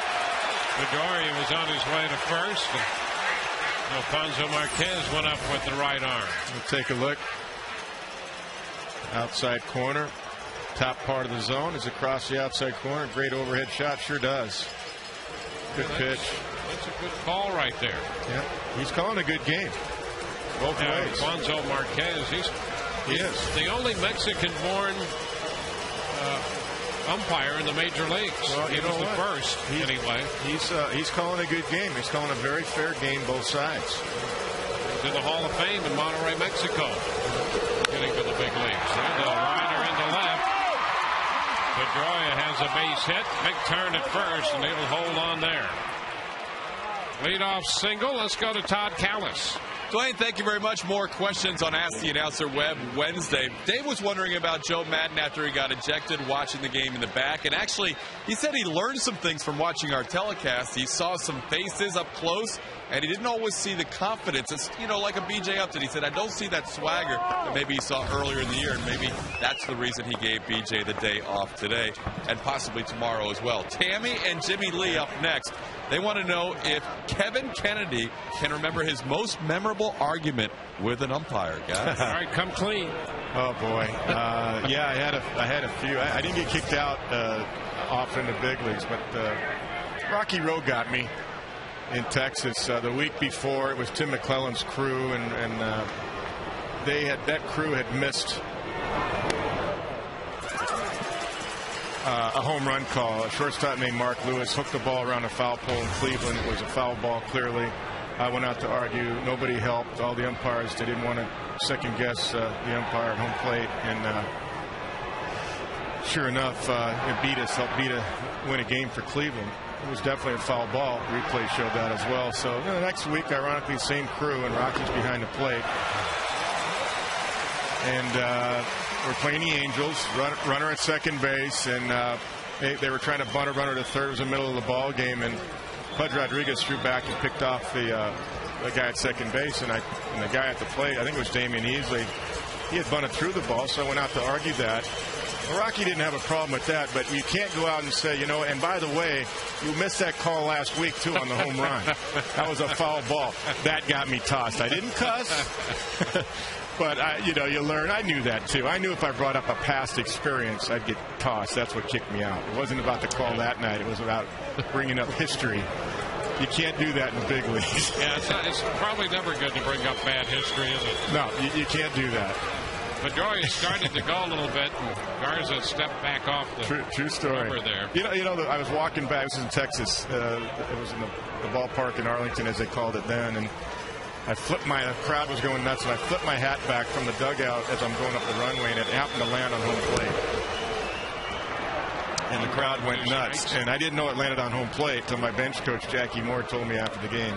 Jackie took over, and I went in the clubhouse and watched the game like Joe Madden did last night, because the clubhouse in Texas was way back. And I watched the game and watched Jackie manage, and I saw some things with my players, too. Because you see that, you see this shot right here, this center field camera shot. It's a great shot. Roy was going right there, by the way. He's back in. He flinched. He was going, but you can really see that. Of course, from the dugout, you can only see height of pitches. You can't really see width. If your players all come back and say, "Hey, this is a wide strike zone," then as a manager, they're telling the truth. But you can see if it crosses the knees or not. That's all you can see. 1-2 the count to David Ortiz. Pedroia at first, jockeying back and forth over there, and the pitch is foul. It's going to be out of play. I think Pedroia is looking for a first to third again. Yeah. I think he watched Johnny Damon in the playoffs last year, didn't he? Well, I mean, that's a tough play. If David does hit the ground ball, you've got nobody out. Nobody out. And if he hits a ground ball on the right side, you get to third base with one out. That's a smart move by Pedroia. That's right. If you get a good jump, good secondary lead, you're gone with speed. That's what he's thinking. Absolutely. And he's looking to go. He could pick a spot here. And Ortiz takes one low. He checked in time on the appeal down to Bob Davidson. Hey, Bob. That was not a strike. Got Bob involved tonight.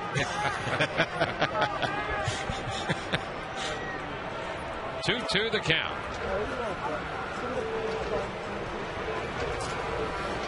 Pedroia open with a base hit into left. Going to make a big money pitch here, 2-2.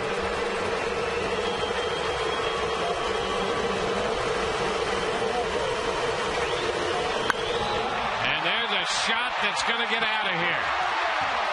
Home run to right by Ortiz. A 2-run blast. And just like that, it's a 6-2 game. As Ortiz slowly makes his way around the bases. Then That's its 10th home run of the year. Third home run hit tonight off Garza. Well, you can see them. That's where they wanted to go. I mean, they wanted to go up and in. I'm not sure why, because we already talked about that Monday. He is turning on every good fastball in. His swing is different. His timing is different. He's closed up his stance a little bit. His swing is shorter. And he went right into his power again. So a 2-run home run to open the second inning. And it's 6-2. There's Kevin Youkilis.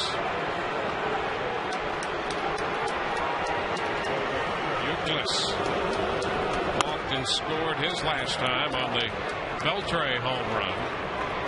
All of the Boston scoring coming on the long ball.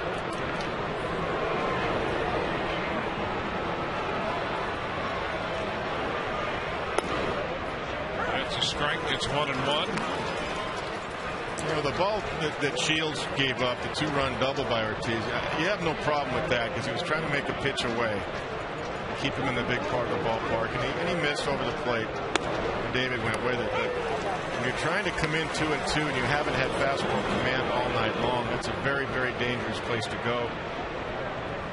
Because David Ortiz is on fire right now in May, and he's already proven he is hitting the inside fastball. I don't care if it's 91 or 95, he's hitting it. Ground ball toward the middle.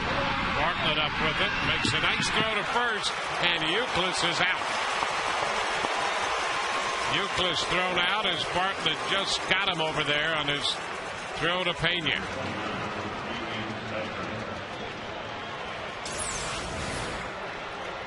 Fastball up and out of the zone. You don't see Kevin chase too many, but he was looking for a fastball. Got it. Nice stretch by Pena. That sold it right there with that stretch.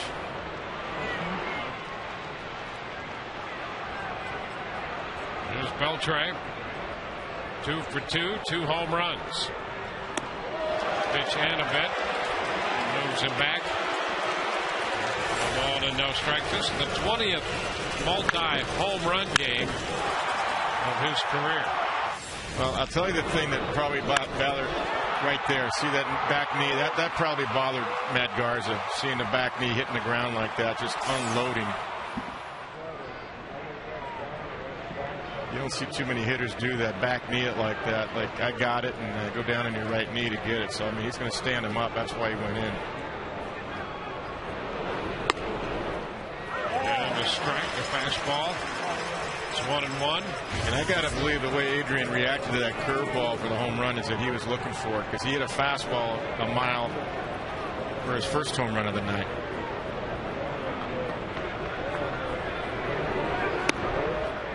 Chin again. 2 balls and a strike.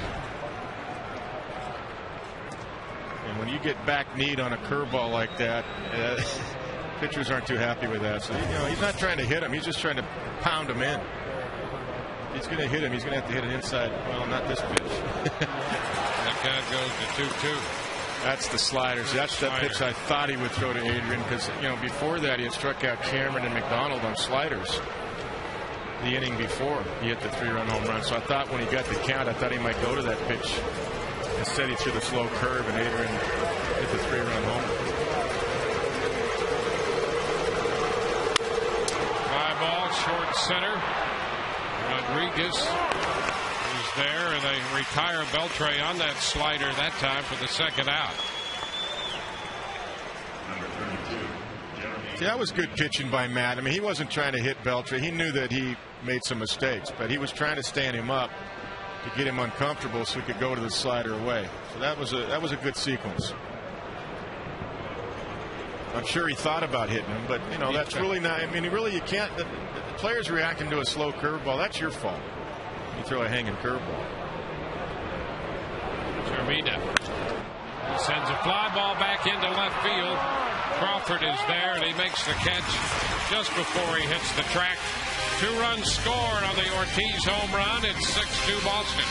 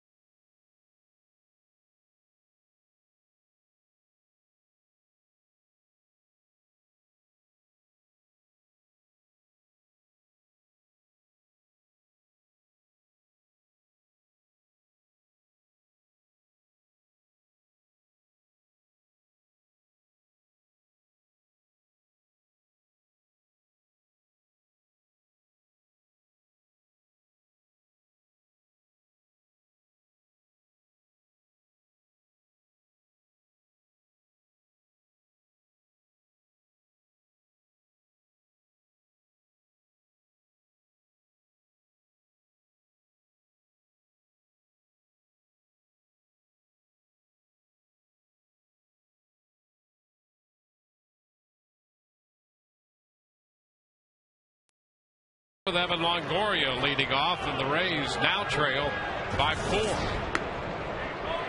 The breaking pitch to Longoria is high. A ball, no strikes. Lackey over 80 pitches through 4 innings. Evan under this one sends a fly ball, and McDonald and Wright takes care of that. Evan is 0 for 3 tonight. First out in the 5th. Yeah, that gives your pitcher like John Lackey a real boost of confidence when you get those 2 runs back. The Rays have cut the lead to 2, and now it's back to 4. That's why John Jaso. That top inning was really important to put a 0 up there. And I got to believe David Ortiz is going to be the player of the month in the American League. It's not even over yet. Yep. I mean, he is on fire. 2 home runs in this series. 10 home runs on the year and 9 in May. There's a base hit for John Jaso. Now the Rays with a single here. 1 out base hit. And it's going to be Hank Blaylock. Blaylock playing with Texas and Lackey with the Angels. They've seen a lot of each other in that 4-team division over there. And yep. Blaylock's not only a lot of at-bats, but he's got some pretty good success going here against Lackey. 1 for 2 tonight.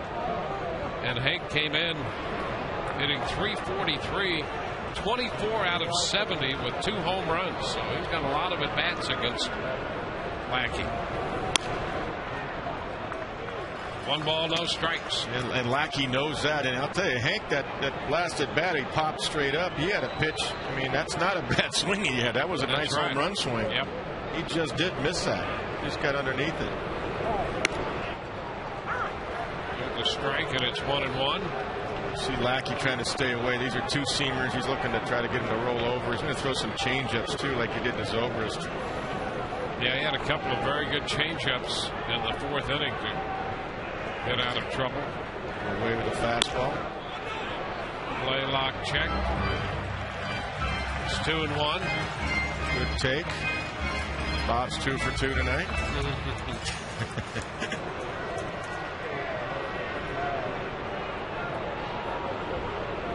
Might get a change up here. He's had some success with that. The lefties, we'll see.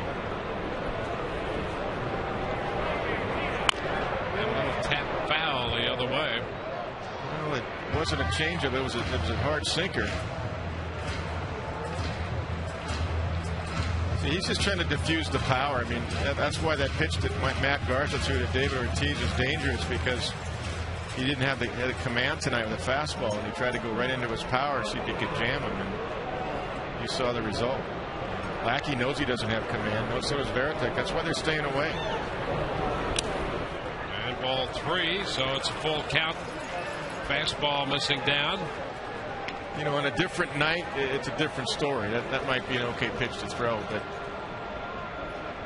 you know, when you recognize a guy doesn't have command, it's a dangerous pitch to come into a guy's wheelhouse. Jaso at first, 1 out, full count pitch to Blaylock. Yet to be made. Still staying away. Smart. Runners on the move, and there is ball 4. So Jaso moves to second as Blaylock walks. And the Rays put a couple men on base here in the 5th. Boy, they've had men everywhere. But just 2 have crossed the plate. I'll tell you what, Marquez, again, is not flinching back there. That was a tough pitch. A lot of umpires might have rang you up. That ball was down. He's calling a really solid game back there. And that's all you ask for both sides. It's just good concentration. You know, you ask players to concentrate. Well, same thing for the 4 umpires, but especially the guy behind the plate. I think he's doing a good job. Carlos Pena. There's a walk and a double, and has scored 1 of the 2 Rays runs.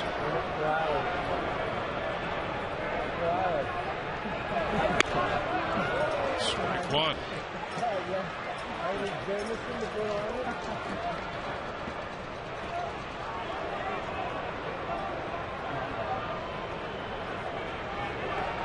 John was able to execute that pitch. It went right at Carlos's hands. And he had pretty good location on that one.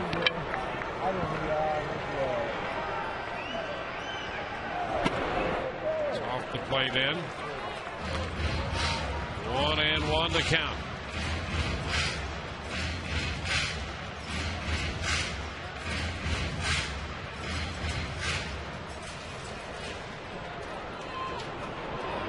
The Rays have had base runners all night long. You see that big gapper right here. 1-1.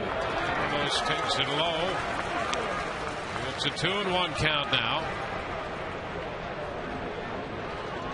Pena with a couple lifetime home runs off Lackey.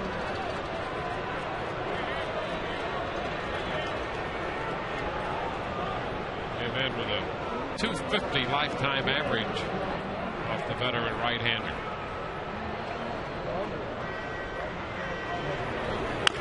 A little tap back to the hill, and Lackey's tossed to first in time. Jaso and Blaylock advanced to third and second, respectively. So 2 more men in scoring position for the Rays now, with 2 outs. Sean Rodriguez up here. Yeah, Carlos once again pulled off that one. That little tapper. Lackey had a play at second, but he elected to get the sure out. Could have got the lead runner, so now base hit somewhere, becomes a 2-run game again. Rodriguez sends a fly ball into right field. McDonald will go back near the track, and he makes the catch to retire the side. Rays lead 2 more through 5, 6-2 Boston.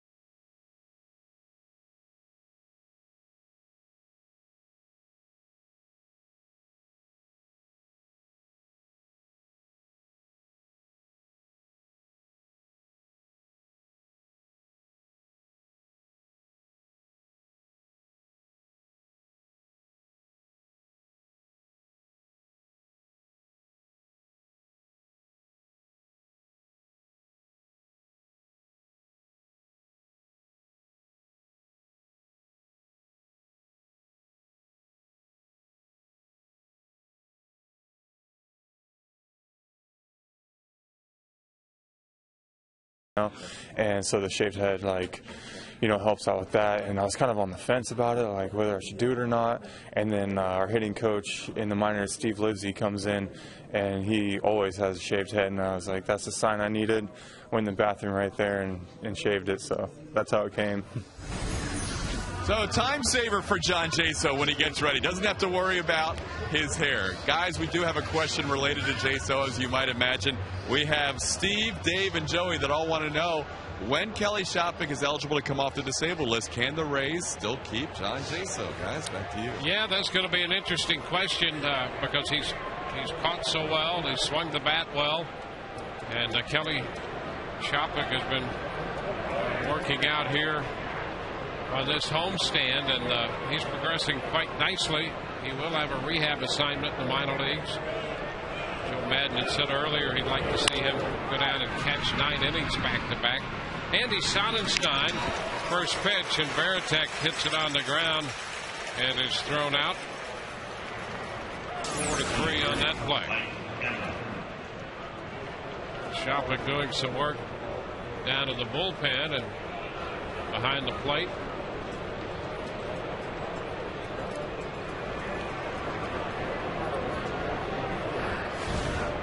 Doing some base running yesterday.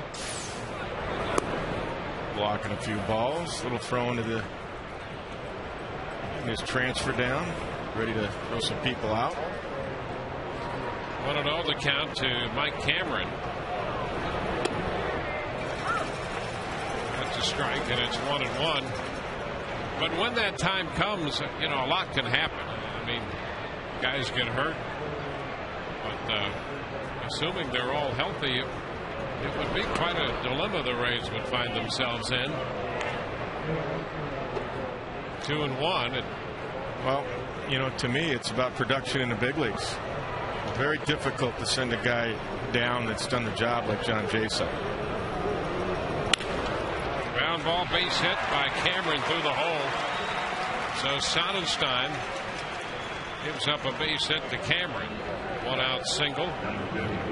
Matt Garza tonight worked 5 innings, gave up 6 runs, 5 hits, struck out 3, walked 5, was charged with 3 home runs. He gave up 3 home runs on 2 separate occasions last year, and now it's Andy Sonnenstein. You know what I think of with roster moves like this, and I think of Mike Scioscia last year in the Angels sending Howie Kendrick down to the minor leagues for a while until he got his swing back. And I asked Mike, well, that had to be tough to do. He said, Kevin, it was.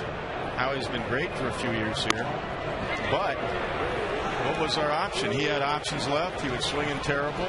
And you can't learn how to hit the breaking ball and go the other way in the big leagues. I mean, he was pulling off the ball constantly. I told him to go down there and work on that in the minor leagues, and that's what he did. And what did Howie do when he came back in the second half? He hit 360. So, you know, it's not beyond belief that somebody that's been here before has to go down if they're not doing the job. That's the reality of the big leagues. 1-1 the count to McDonald. Cameron at first, 1 away.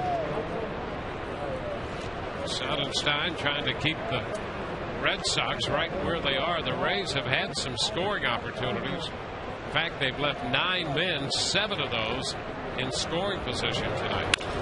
And a liner off the glove of Longoria, trickling into shallow left. Up to second base goes Cameron. Sonnenstein hustled over from the mound to cover the bag at third in case Cameron had an idea of advancing.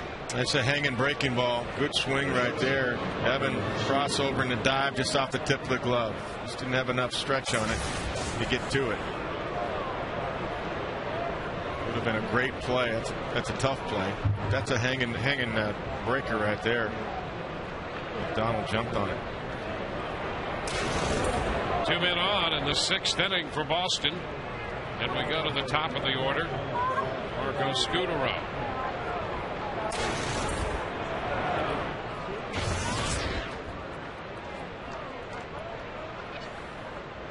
Scutaro walked to open the game. Otherwise, he's 0 for 2.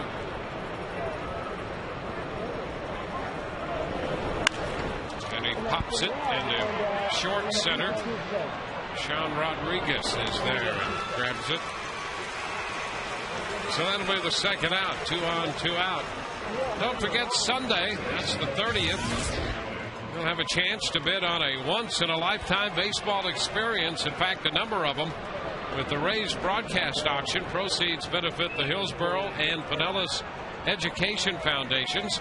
Visit RaysBaseball.com to learn more about the May 30th broadcast auction. That's coming up Sunday against the White Sox.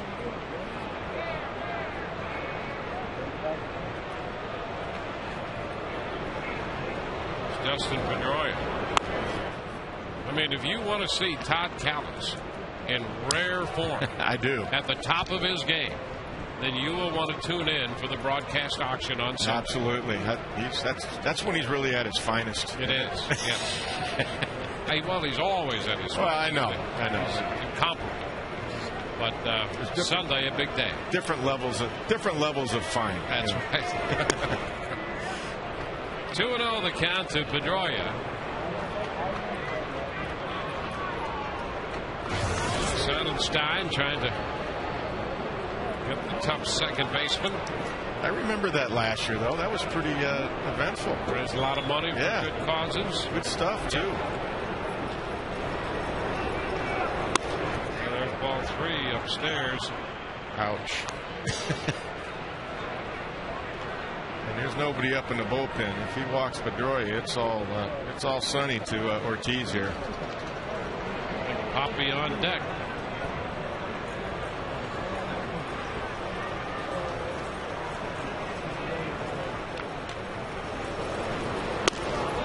That's a strike.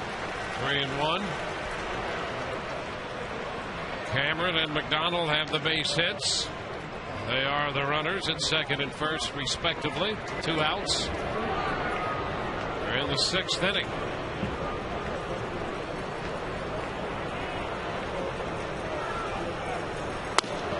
And ball 4. That will load the bases. Big Poppy is going to be the hitter. We'll take a look at tonight's Jaguar performer. And it is David Big Poppy Ortiz. Goes at a 2-run home run in the 5th inning and a fastball out to right. His 10th home run of the year. Joe Madden said the other day when he had that slow trot around the bases, he seems to have lost some speed. Yeah, he did. How long was that? 35 seconds around the bases? Breaking ball, and that's in there for a strike to start him. Look at the month of May. He's at 9 home runs. He's at 364.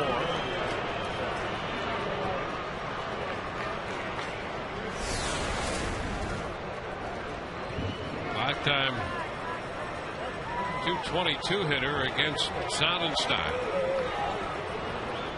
But he's hot now. Boy, is he hot. Well, and Euclid is hot, Beltre's hot, Ortiz is hot. The middle of the order is on fire right now. Pedroia has gotten hot in this 3-game series.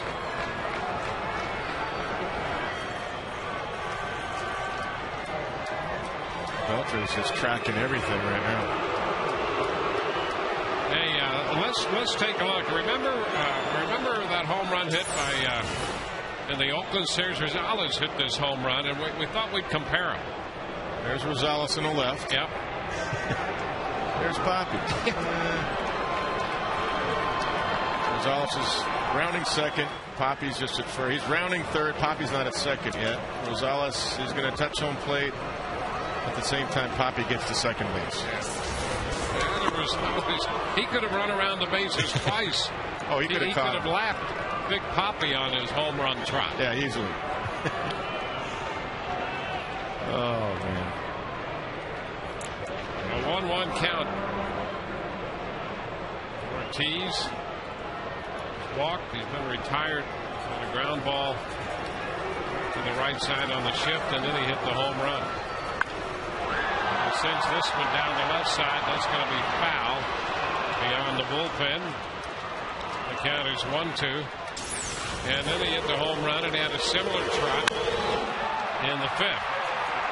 Now, see, took him a little time to get out of the batter's box this time, but it had nothing to do with the umpire. Tim Sheeta the other night was making sure it's a fair ball, and he's not going to waste any energy on the home run trot. Well, I think he's on a mission because of what Buster Olney said about him. Yeah. That's what upset him recently, and wow, that's 30 seconds. He probably will be the player of the month in the American League. At least the hitter of the month. Sonnenstein and Jaso trying to get together on a pitch here to make to Ortiz. I'd like to see that two-seamer that he threw. He's been throwing recently, but the other night he didn't really throw it. He threw a backdoor cutter. That's fine, but just make sure it stays way in the back door. And he got him. Kept the fastball down. Ortiz out on strikes, and that retires the side. They leave him loaded. 6-2 Boston.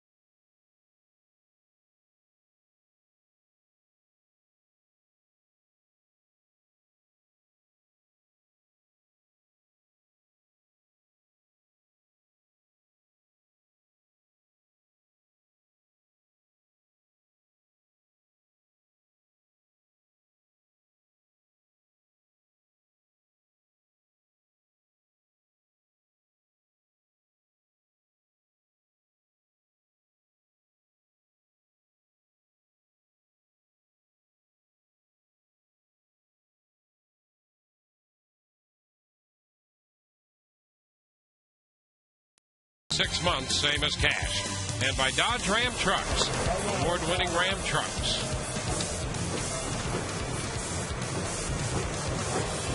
There's those award-winning Ram trucks. They have a new heavy-duty. Makes it one of the most powerful lineups in Rams history. Brignac takes the 0-1 pitch and fouls it down the left side. 2 strikes now. Got the Rays 1 for 13 runners in scoring position tonight. And that's Reed Brignac's base hit in his last at bat. He's had 2 good at bats, 2 RBIs. Well, they're stranded 9, 7 in scoring position.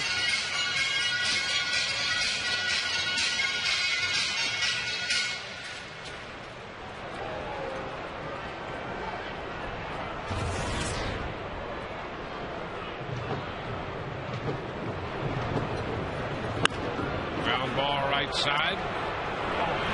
Pedroia making the throw. Brignac's retired to start the home half of the 6th. Shortstop, Jason Bartlett. Jason Bartlett's on his way to the plate. Jason walked his last time, 0 for 2 with that walk. He was on 3 times last night. He walked 3 times for the first time in his career, drawing 3 walks in a game.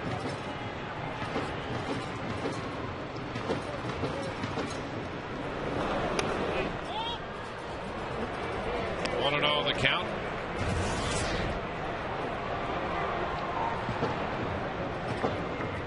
Lackey over 100 pitches now. Bartlett fouls 1 out of play. I think if Terry Francona gets 6 complete out of John Lackey tonight, he'll be really happy. Okajima is ready. He's been throwing down there. Last 2 nights, Lester didn't have his best command. He even said that after the game, and he got away with it. John, the same thing. We've seen him much better. Pitch is in. 2-1.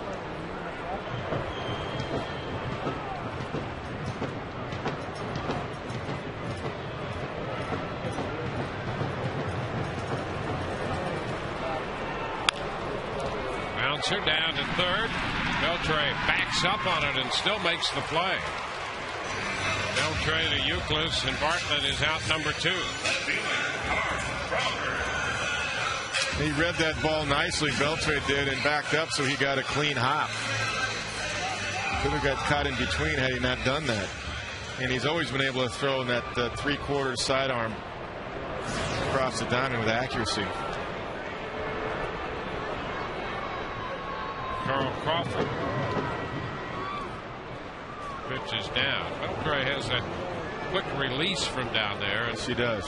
The ball not hit overly hard, and Bartlett with some speed, and he still got it over to first in plenty of time. I'll tell you, this is the best I've seen Beltre play in a long time. I covered the Dodgers for many years when he was there. His MVP type season, he finished second to Barry Bonds in his free agent year. He had 48 home runs.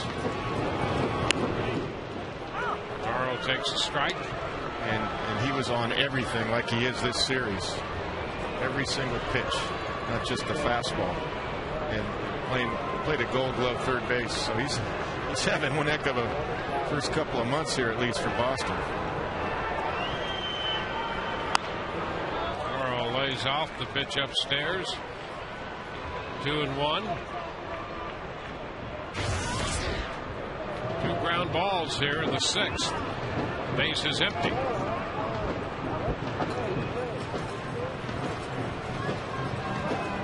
He's have had base runners in every inning until now. The ground ball. Pedroia to his right. A quick release. Crawford's out. 3 ground balls. 1, 2, 3 go the Rays. We're through 6. 6-2 Boston.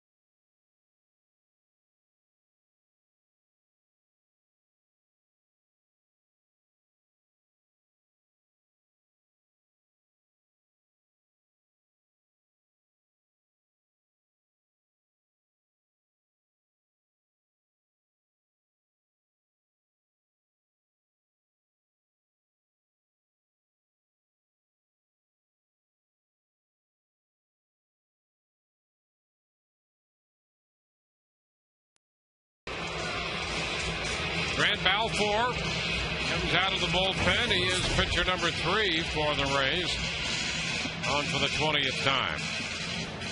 Yeah, 20 games and 20 strikeouts and only 2 walks. Really been impressive this year. Look at that strikeout to walk ratio. Fastball command's been better. He's been mixing in some more sliders this year, which has been effective. And he'll face Kevin Youkilis to begin the 7th. Youkilis walked in the 3rd, scored a run on the Beltre home run, his 2nd homer. The first pitch is a strike. Rays play the White Sox here tomorrow night. White Sox beat Cleveland today despite the ejection of Ozzie Guillen and Mark Burley for that matter. Joe West got them both. A couple, it was a balk call or 2, wasn't it? I believe. Yeah. Ozzie, I think, was the first to go, and then eventually Burley.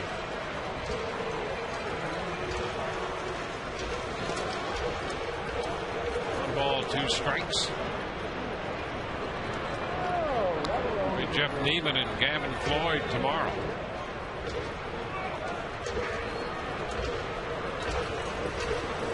First of a 4-game series. Jeff looking on. Take his record of 4-0 to the hill. Wide that time. 2-2. We'll be with you at 6:30 on Sun Sports in high definition to begin the coverage of tomorrow's Game 1 of a 4-game series against Chicago. 3-2 now to Youkilis.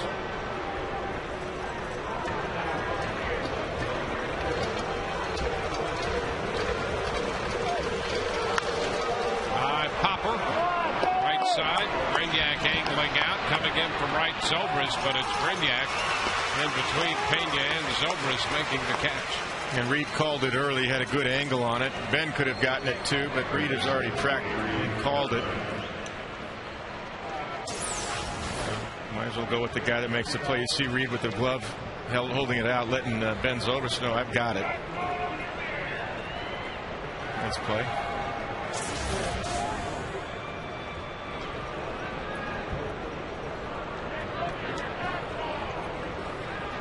It's Adrian Beltre. Fastball up and in. 1-0. You know, Garza came up and in to Beltre, and then first pitch from Balfour up and in. There's nothing wrong with making a guy a little less comfortable at the plate. Well, that's what Matt was doing by design. There's a ground ball backhanded deep in the hole. Bartlett up and the throw! Safe at first, and boy, what an effort by Bartlett.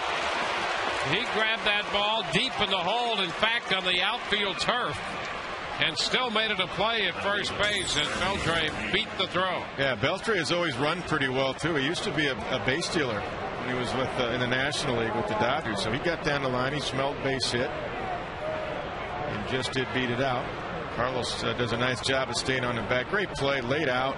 Bartlett got rid of it quickly. Can't do better than that. There aren't many shortstops that even make that a play. They don't come close to making that a play as Bartlett did there.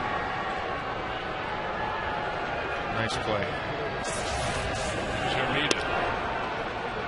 Pitch is down and in, a ball and no strikes. And that's the great thing. These guys defensively, the Rays, take pride in the defensive side of this game, and it's so often overlooked. That was a great effort by Bartlett right there. Here's Crawford after this one. Carl has it. Hermita's the second out. Back to first goes Beltre. Wayne, I still go back to that play he made when he had the shift on, and Pedroia was stealing, and Bartlett was the one. Yeah. Longoria was covering on a steal, but Bartlett recognized that Pedroia wasn't going to stop on the ground ball, and he hustled over there and was in a foot race with Dustin Pedroia. And then Pena made a nice throw. I mean, those are plays that, you know, as a manager, you really appreciate. Yep. And as a pitcher, you do too, by the way. Because, you know, hey, they're down. It's been a tough series. They're down 4. got some chances left, but the guys are not stop playing. Veritek pops it up left side, and Bartlett, Longoria this time. It's Evan making the catch. We go to the bottom of the 7th, 6-2 Boston.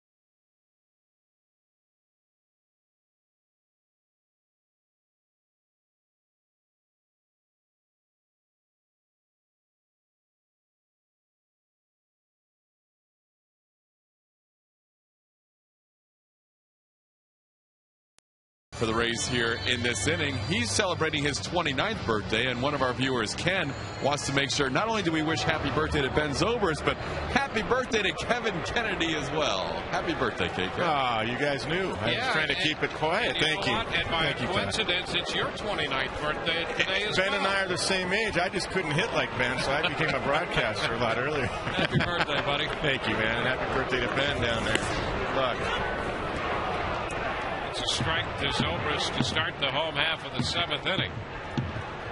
Can't get anything by you guys, can I? It's quite an investigative team we have here. That's foul. 0-2. Dan Wheeler is up in the bullpen.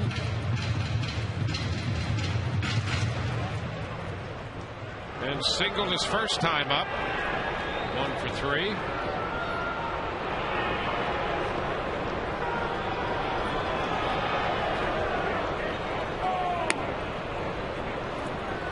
One and 2. Zobrist, Longoria, and Jaso.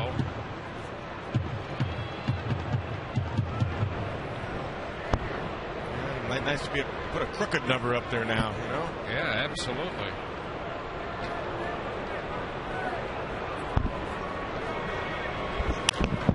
And has it come in on him, and he pops it up. Fastball running in, and Beltre makes the catch.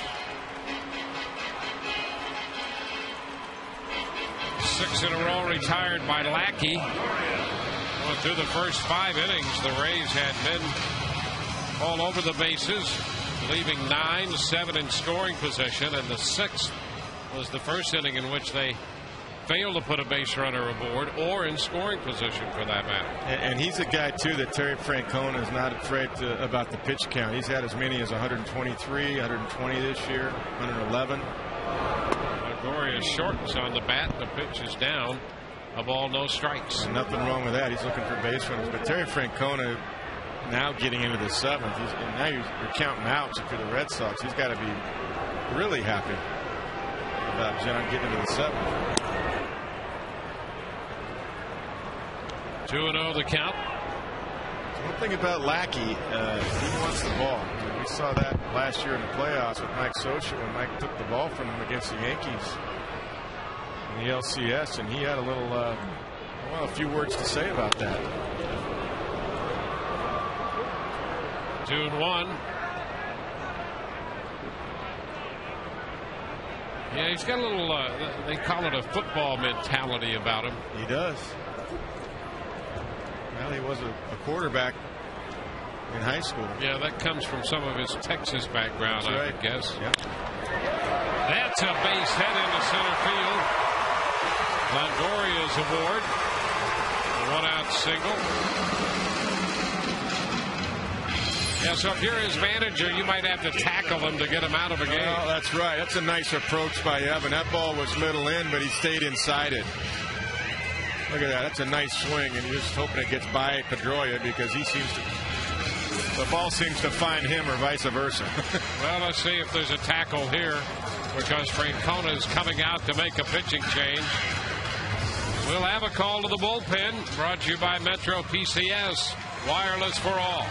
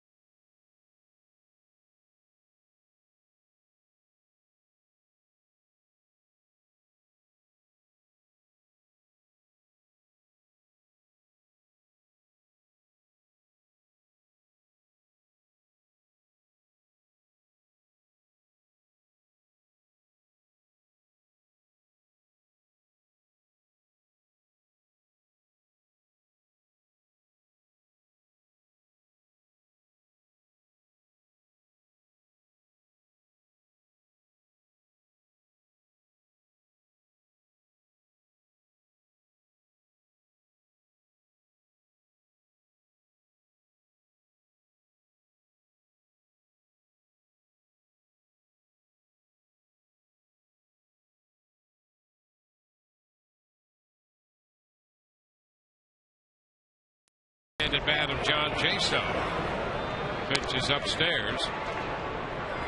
Kojima worked 2 innings here Monday night. 2 perfect innings. Only first appearance. Yeah, the only lefty down there for the Red Sox. And he throws a strike. It's 1-1. Longoria's at first. Mackey gone after 6 1/3. He made 115 pitches tonight. Leaves with a man on. Charged with 2 runs so far on 8 hits.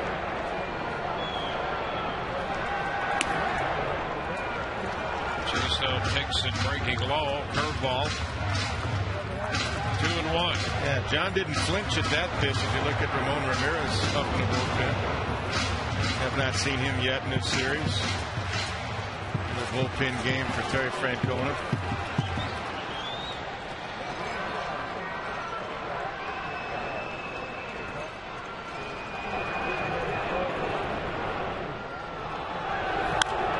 It's foul back. Kojima fastball. It's going to square the count at 2-2.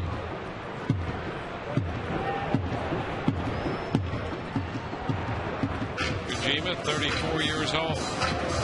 They continue to try to get John Jaso in with fastballs. Of course, Kojima has that curveball and that quick changeup. John fought that one off with fastball. Now they're going to go away. And it's popped up to the left side foul. Beltre digging hard. He's going to have a play and makes the catch a step in front of the dugout. Jaso's the second out.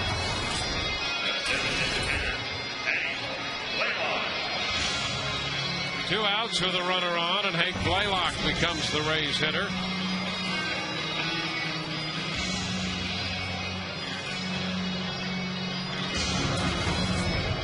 Hank has singled and walked tonight. Scored the initial run of the game for the Rays in the second inning when they tied the game at 1.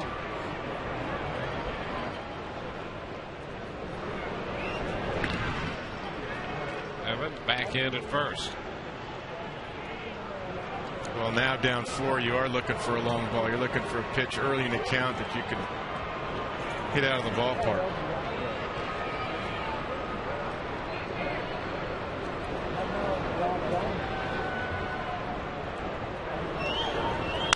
And a fly ball, not overly deep to left center.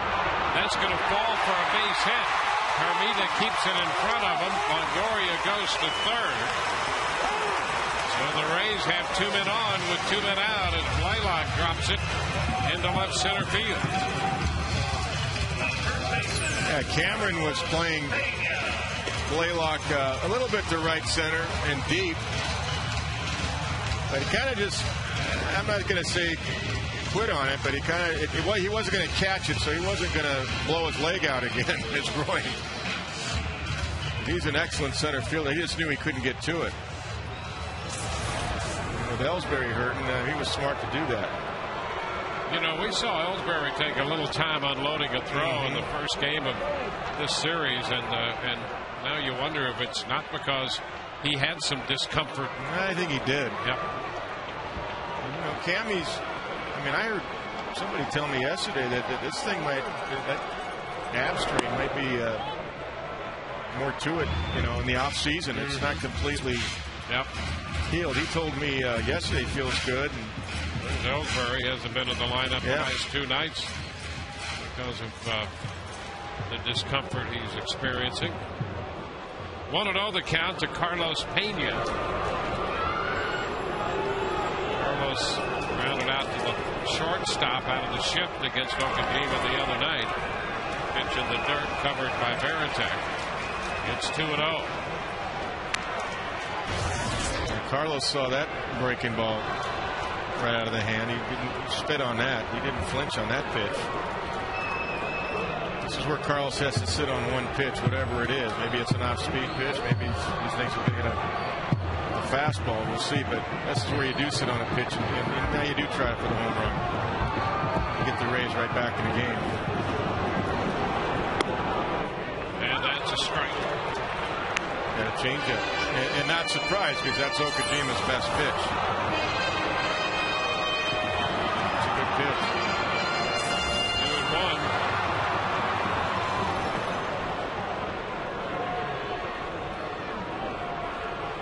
Left-handers last year hit only 167 off Okajima. It's high. 3-1. A high breaking ball right there. Sean Rodriguez is on deck.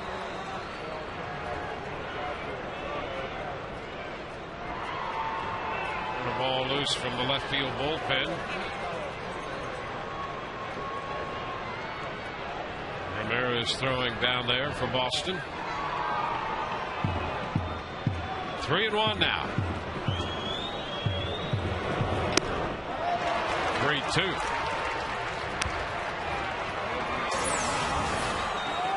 That's just his fastball right here. A little tailing action to it, but 83 miles an hour.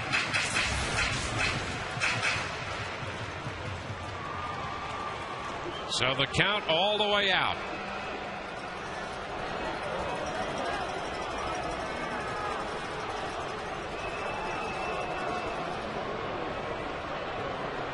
And the 3-2. Swing and a miss. Pena's out on strikes. He got him on a fastball away. The Rays leave 2. We're through 7. 6-2 Boston.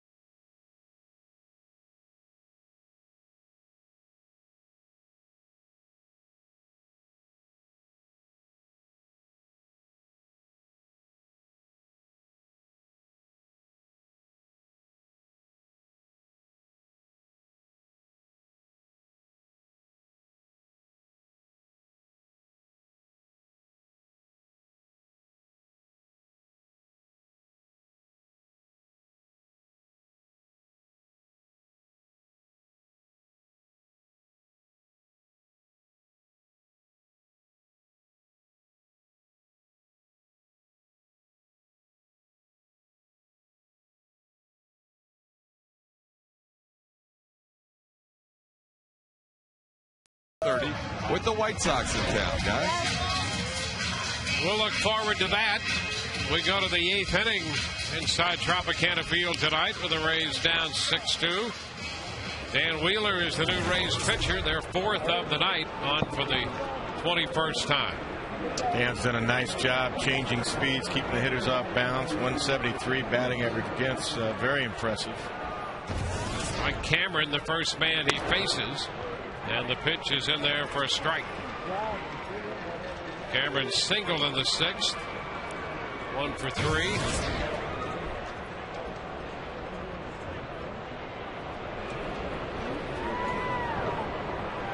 McDonald will be next, and then Scudero, the top of the order. That's a strike on the outside edge.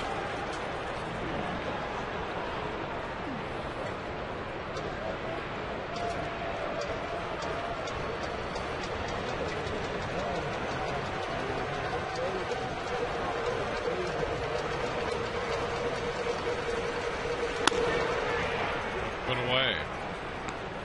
1-2. Leaving those 2 base runners, the Rays are now 1 for 14 with runners in scoring position. They've left 11 men on tonight, 8 in scoring position. Man. Red Sox have stranded 7. And fly ball into left. Breaking ball, and Crawford makes the catch. 1 away. Right fielder, Darnell McDonald. It's Darnell McDonald. McDonald had seen previous big league action with the Orioles and the Twins last year with the Cincinnati Reds over in the National League.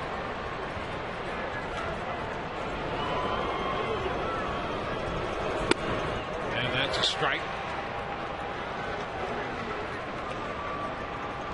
It's a good first pitch to him because he's shown a pretty quick bat hitting a fastball.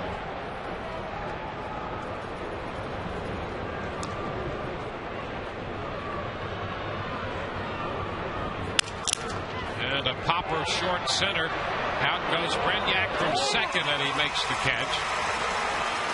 So McDonald is out of there. Brenyak got out there nicely. Yeah, good quick read by Reed, very smooth. I'll tell you, the more you see of him, the better you like him. And he's playing second most of the time. He's really a shortstop. His value is rising every day because he can play both short and second. I think equally as well. This is a nice read. Home Depot doing more on defense. No pun intended, Reed. There you go. 2 away now. And it's the top of the order, Marco Scudero. And the first pitch, slider for a strike.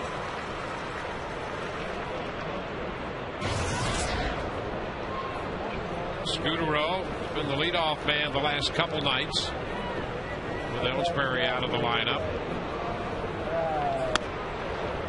Fastball high, 1-1. Wheeler's first appearance in this series. He pitched in the Sunday game, the last game of the road trip in Houston.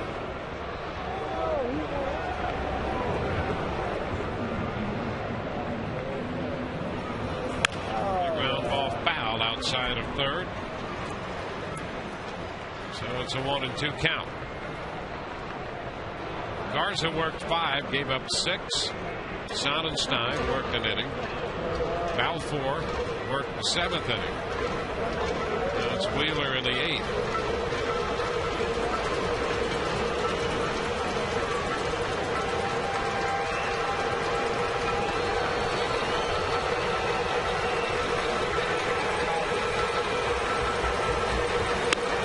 And it's away. A fastball Scudero would not offer. Scudero will give you a tough at bat.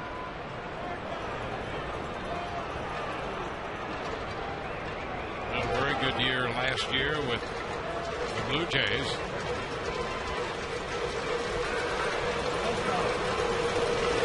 And a breaking ball gets him. Wave and a miss. 1-2-3 go the Red Sox. So our game heads into the bottom of the 8th. still 6-2 Boston.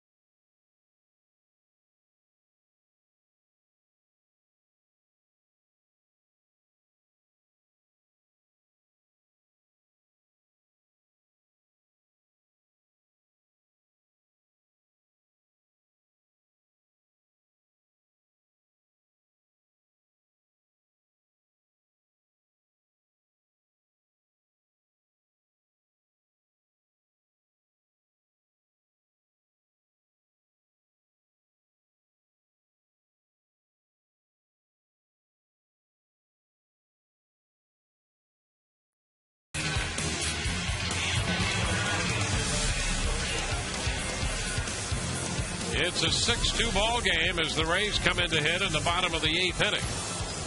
They'll face Ramon Ramirez, and Willie Ibar will pinch hit to start it. He takes a strike. Ibar hitting for Sean Rodriguez.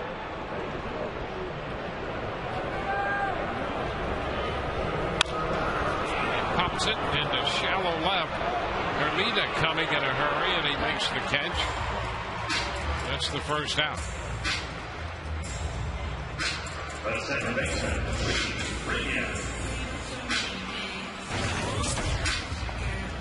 The numbers on Ramirez. Yeah, he hasn't had a lot of success this year. In fact, a couple of weeks ago, he got a little testy, too, with the media. Wasn't talking to anybody. Suarez had a tough year. Here's the question, did they notice? Foul ball back, strike one.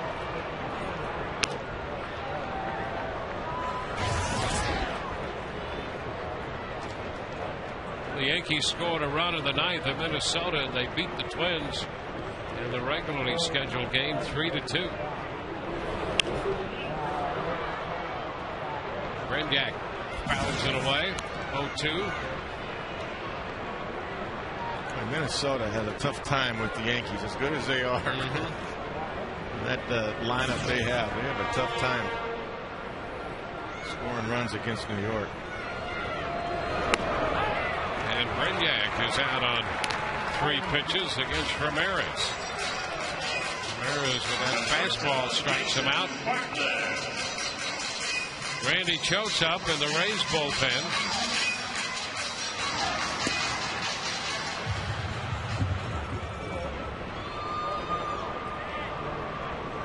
Jason Bartlett is the hitter. Takes one high. Bartlett walked in the 4th inning. Rays have missed some opportunities in this game.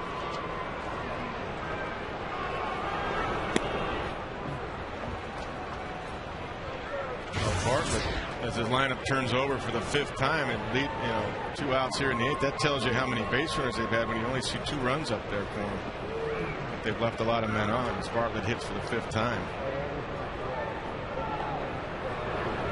This is reminiscent of the first game in Houston when the Rays lost 2-1. Garza started that game, and the Rays left 11 men on base in that game. And I think they wound up with 8 men in scoring position left on in that game as well. They've stranded 11 total and 8 in scoring position tonight.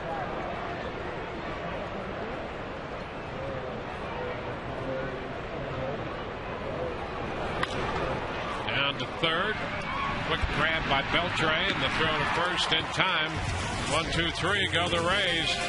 We'll head into the 9th now with the score 6-2 Boston.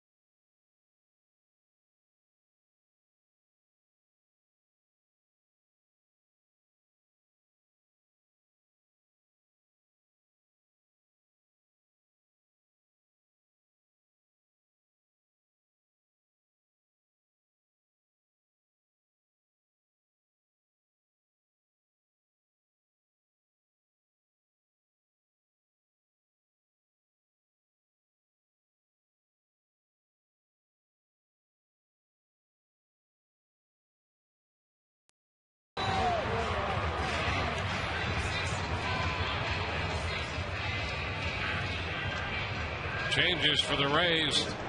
Willie Ibar's in there at second base now. Brignac moves out to play right field. And Ben Zobrist is now in center.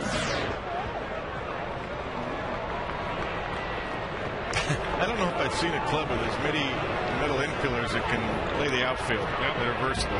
They play everywhere. Second time this year that Brignac's been out there at right. Pitch to Dustin Pedroia is a strike. And he did a good job. He was out there in Anaheim, and they just waved off, I think it was BJ that night, and then nice play in right center field, no problem. You see him with that big glove out there? I mean, how strange that looks. He was looking at it, too. He's good. I don't know if I've ever played with a glove this big or not, an outfielder's glove.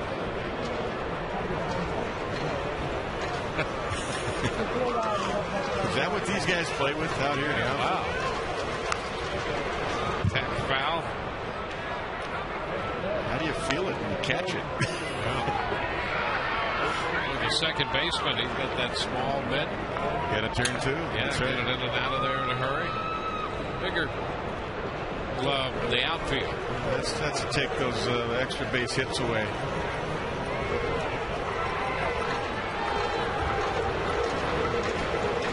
Shallow right field, that's for sure. A big chop, choke, waits, turns, and fires. They got him. Choke to Pena. One away in the 9th. And our Miller Lite tastes great in this moment. David Ortiz, who connected for his second home run of the series. It's a 2-run shot to right in the 5th inning. His 10th home run of the year, 9th in the month of May. shift is on again. He's been hitting it over the shift lately.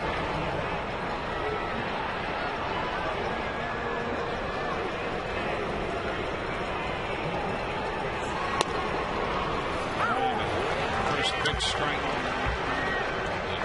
Randy choke slider. It's an interesting look to a left-handed hitter, I'll tell you. Yeah, it is. That slider. Yeah, it's too bad we haven't been able to see Randy. Look at that. Base hit the other way. That was a fastball. Yep. And through the open left side. I was going to say it's too bad we haven't been able to see Randy in a situation where the game was even and not down 4 runs as he beats the shift. So Joe Madden comes out with Euclid due. We're going to see a new pitcher. Back in a moment.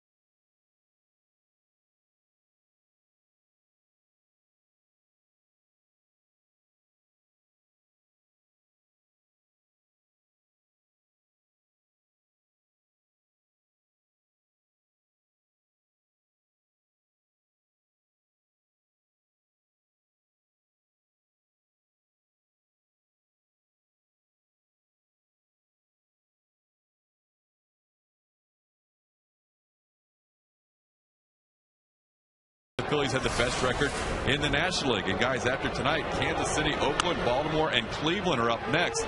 So the Red Sox may have turned their season around in the last few weeks. Back to you.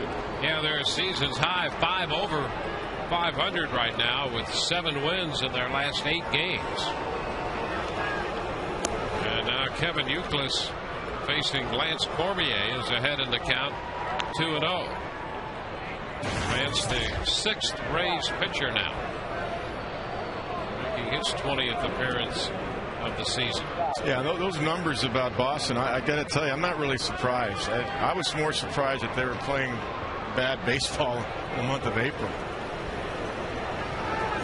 Well, Big Papi is hitting now. Yeah. There was a lot made about their offense, but their starting pitching has been very good during the stretch that Todd just referenced. That's what surprised me, coming in even to this series. I mean, right now, coming into tonight's game, their starters were 9th in ERA. Their bullpen is 12th. Team ERA is 10th. That's not the Red Sox pitching that we projected anyway. Well, a walk to Euclid on 4 pitches. Pushes Ortiz up to second base. You got Lester pitching better. Beckett's on the DL, but you've got so much depth with Daisuke back now. Tim Wakefield. I tell you, Buchholz the other night. He was great. Just 25 years old, and he pitched a great game. I mean, it was a veteran-like performance. Beltre taking a strike. So he's given them a big lift as well.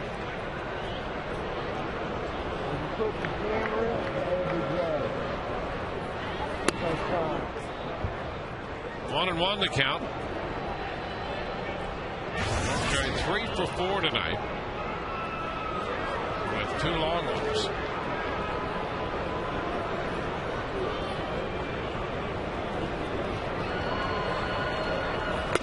Big cut. He was trying to make it 3 with that swing. Yeah, he was.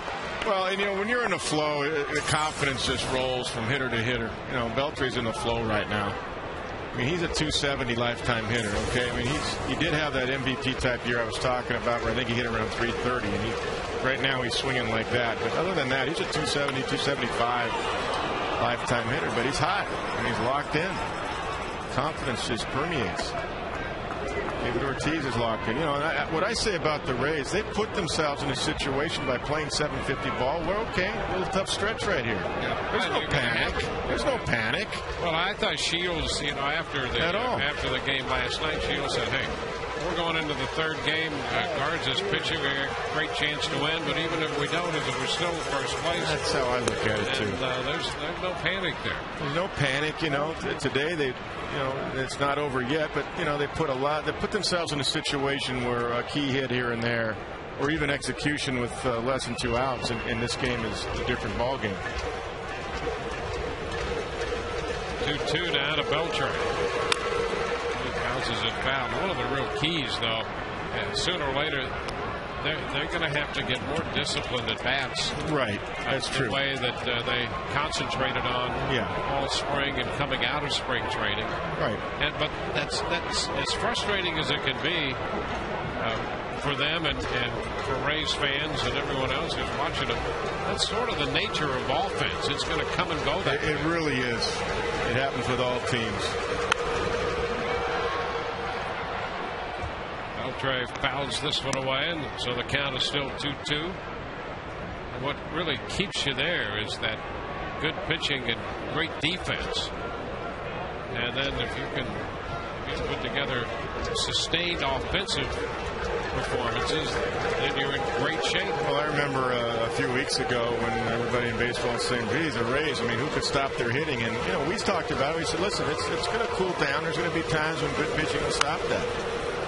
Foul out of play. But I learned in the big league, especially in when I managed in Boston, not to panic. It's just such a long season, and you're going to have stretches where you win 18 out of 20, maybe 10 or 12 in a row, 12 out of 14. You're going to have stretches where you drop a couple of series in a row. You don't like to get swept ever, but good teams go through it. And what I say is they played such great baseball for so long, even up to right now, this series, that when you play 750 baseball, the good news is you can afford to not be good right now for a few games. Beltre hits a high shot back into deep right center. That ball's going to carry one hop and to the wall. Brignac will play it off the wall. Ortiz and Euclid will score, and into third base goes Beltre with a 2-run triple, driving in his 5th and 6th runs of the night. Now it's 8-2. Yeah, he's just so locked in. If Seattle saw this kind of at bats, they would have re-signed him. They would have had an extension for him. He never hit like this in Seattle. He's just driving right now. Good overhead shot. Big time extension right there. Short hopping the wall for a triple. Hermida, and he lines one over the drawn-in infield, over the head of Pena. So it's a 3-run ninth here for Boston. That makes it 9-2. Hermida's second hit.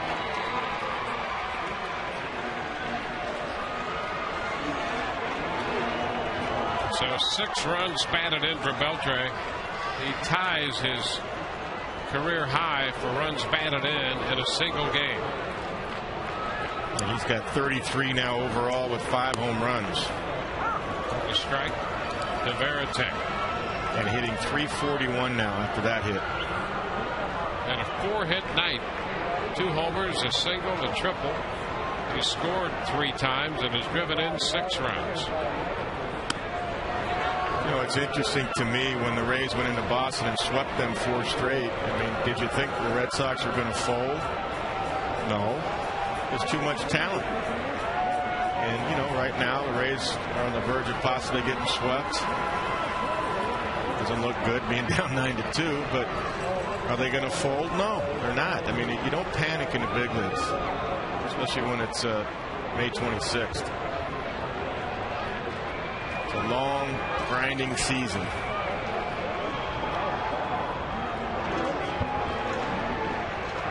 One and two. A count to Veritek. Guarantee you, Joe will turn the page. Veritek is out on strikes. 2 gone. Mike Cameron's on his way to the plate. And we'll be on our way to Rays Live immediately following the contest. Talk this one over a little bit and then turn the page. That's it. Here's Mike Cameron. And we'll turn the page, too. Yep, that's right. Strike one.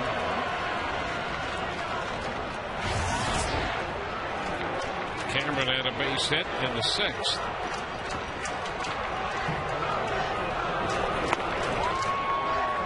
One and one.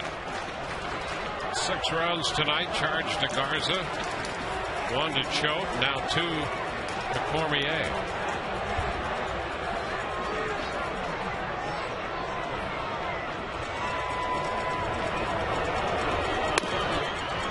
And that breaking ball is in. 1 ball, 2 strikes.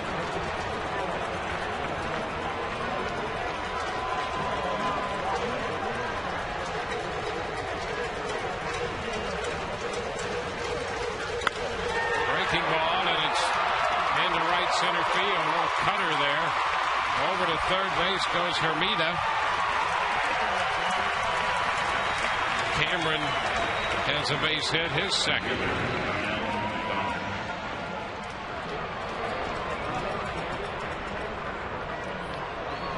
It's the 4th hit of the inning for Boston. Darnell McDonald will be the hitter.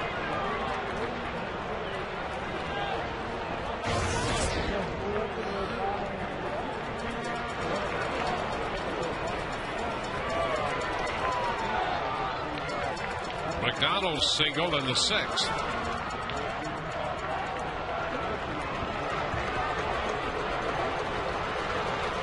Every spot in the order for Boston has been on base.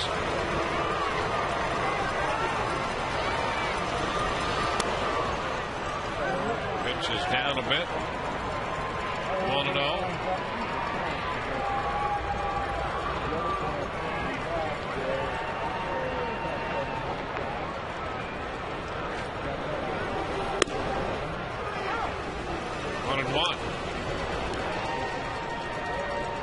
The Rays have been touched for 9 runs tonight. That's a fair ball that bounces over Longoria and up the line. The 10th run scores. Cameron's being waved around third. He will score. It's going to be a double for McDonald. 2 more runs are home, and that will make it 11-2. So the Red Sox pouring it on in the top half of the 9th inning. A 5-run 9th. Yeah, the stuff is just flat for Cormier, and he's biting a bullet right now for the team. This ball skips over Evan Longoria's head. Ball hits sharply, but the stuff is flat. The curveball's flat. Cutter's flat. Up in the hitting zone, and Red Sox are jumping on it.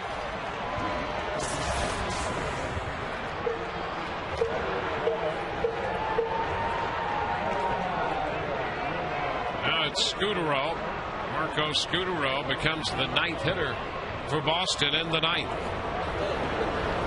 See, and the tough part is that Lance has to take the hit, and he knows he's scuffling right now, and Joe Madden has to allow him to take the hit because they got to get ready for the Red Sox. Can't use another pitcher in this game, or the White Sox, excuse me. There's a lot of Sox coming in this week. That's right. 1-1.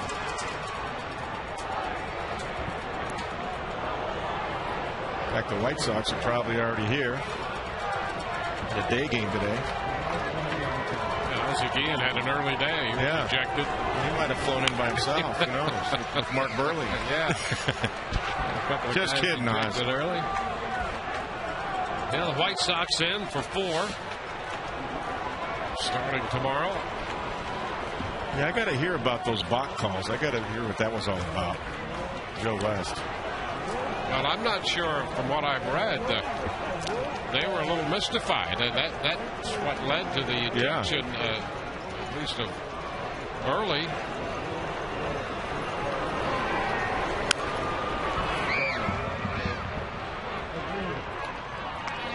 White Sox still won that game, though. Yes, they did.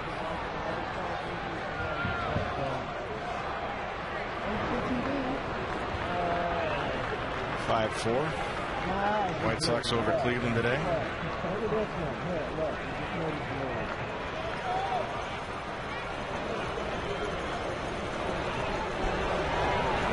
Ground ball by the mound. Picked up by Bartlett. The throw to first in time. That retires the side, but Boston scores 5. We go to the bottom of the 9th. 11-2 Boston.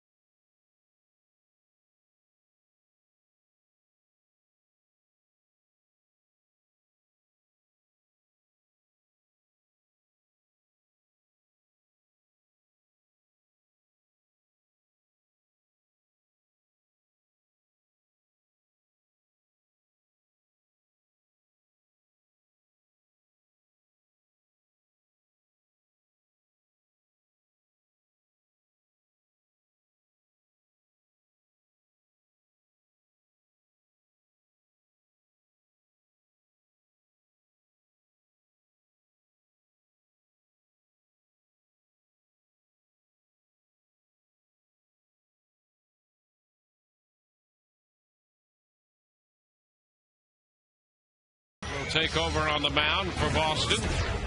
Lackey, Okajima, Ramirez, and now Nelson.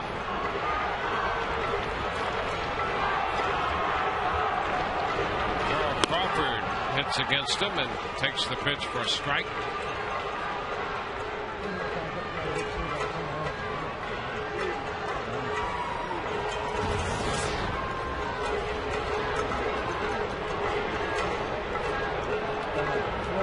Nelson delivers again. 0-2. With that Vulcan grip change up. Joe was a good guy when he was here. He got sent out in the latter part of the year. Never came back up with the Rays, but he was a good guy in the club. Very personable guy. Always, you know what I liked about Joe, he's always talking about, I'm thankful every day I'm in the big leagues. He's a scrapper, so he fought his way back, and now his second appearance with the Red Sox. Yep, up on the 19th when Beckett went on the disabled list. He's been pitching for their Pawtucket club, their AAA team. Crawford hits it on the ground to Bill Hall, who's in there at second in the place of Pedroia. One away. Joe had made 16 appearances at Pawtucket. 3-2 with a save and a .249 earned run average. And that was that Vulcan changeup grip. 75 miles an hour to call Crawford. There it is. Good shot of that. He always starts that way. Zobrist takes ball 1. You have to, because if you start out with a 4-seam fastball grip or a 2-seam grip, you have no chance of getting to that Vulcan grip. I think the hitters would know, don't you think? Yeah. There's a high fly ball down the right field line. That's got Terry. Gone. Home run for Ben Zobrist. Hey, happy birthday, Ben. Nothing else. Zobrist gets a home run on his birthday to make it 11-3. Absolutely. A happy birthday home run to Ben Zobrist. Ben's 3rd home run of the year. Hey, he's got a fastball up. He hasn't seen many of those all year. Fastballs up over the plate.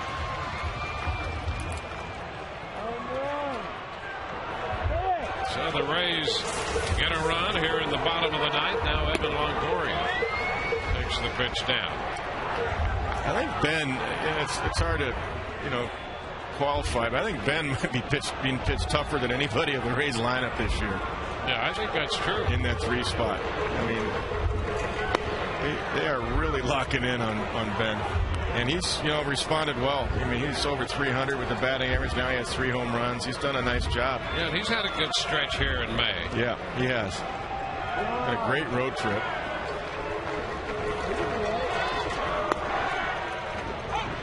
One and 2.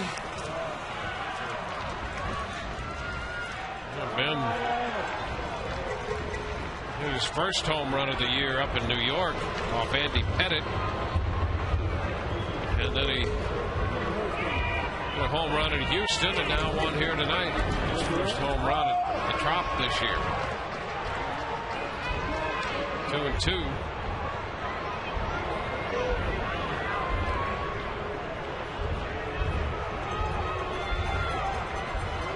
So that's his 2nd home run from the left side.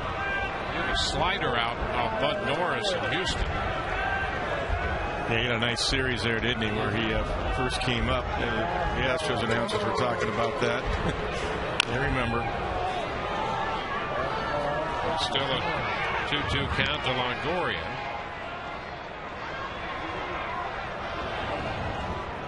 Knowing Ben, though, that look he had a moment ago and he has right now is not about, hey, I got a home run on my birthday. It's about a couple of chances he had in the 3rd and 4th inning with men in scoring position. And a full count to Evan. Yeah, the Rays, it was frustrating. Yeah. Offensively, I mean, Garza really battled. He didn't have command tonight. They battled through 5 innings, gave up 6 runs, and the offense really battled too and left a lot of men in scoring position. They left 11 men through 7, and 8 of those were in scoring position.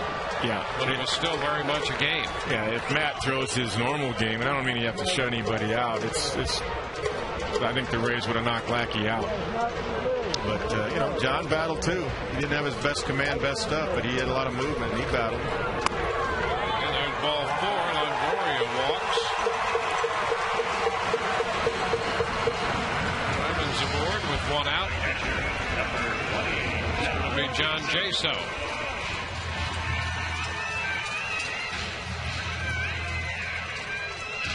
Jaso with a walk and a single tonight.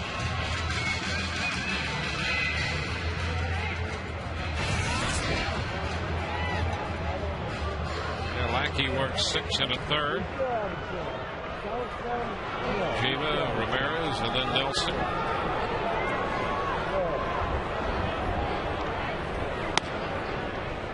And a fastball in to Jaso for a strike.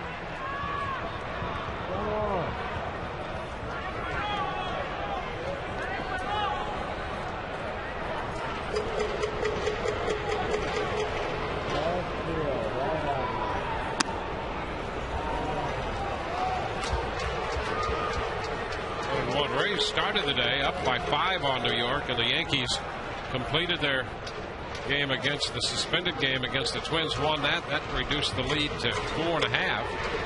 Yankees beat the Twins in the regularly scheduled game. That reduced the lead to 4. And the Rays down here 11-3, staring that lead now down to 3.5.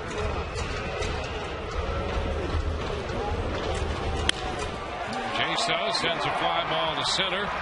Cameron catches this one. 2 outs.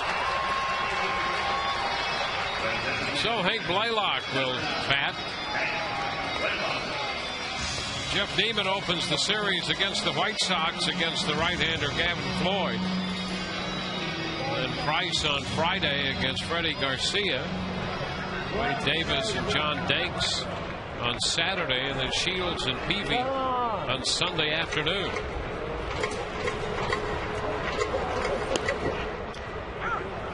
Pitch to Blaylock is a strike. Well, that's the good news about the Rays, is that you could turn the page the next day. You feel like you got a starter that can go out there and shut anybody down. And tomorrow that job is Jeff Neiman. And then you got David Price, and it just rolls over. Fouled back by Blaylock. Out of play. I think 2 for 3 tonight with a walk. He singled and scored in the second inning.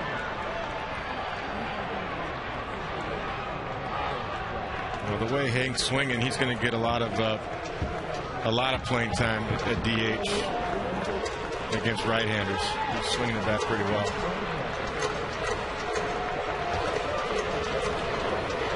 The 0-2. 1 ball, 2 strikes. Hank hitting 300, 304. Hitting 349 at Durham.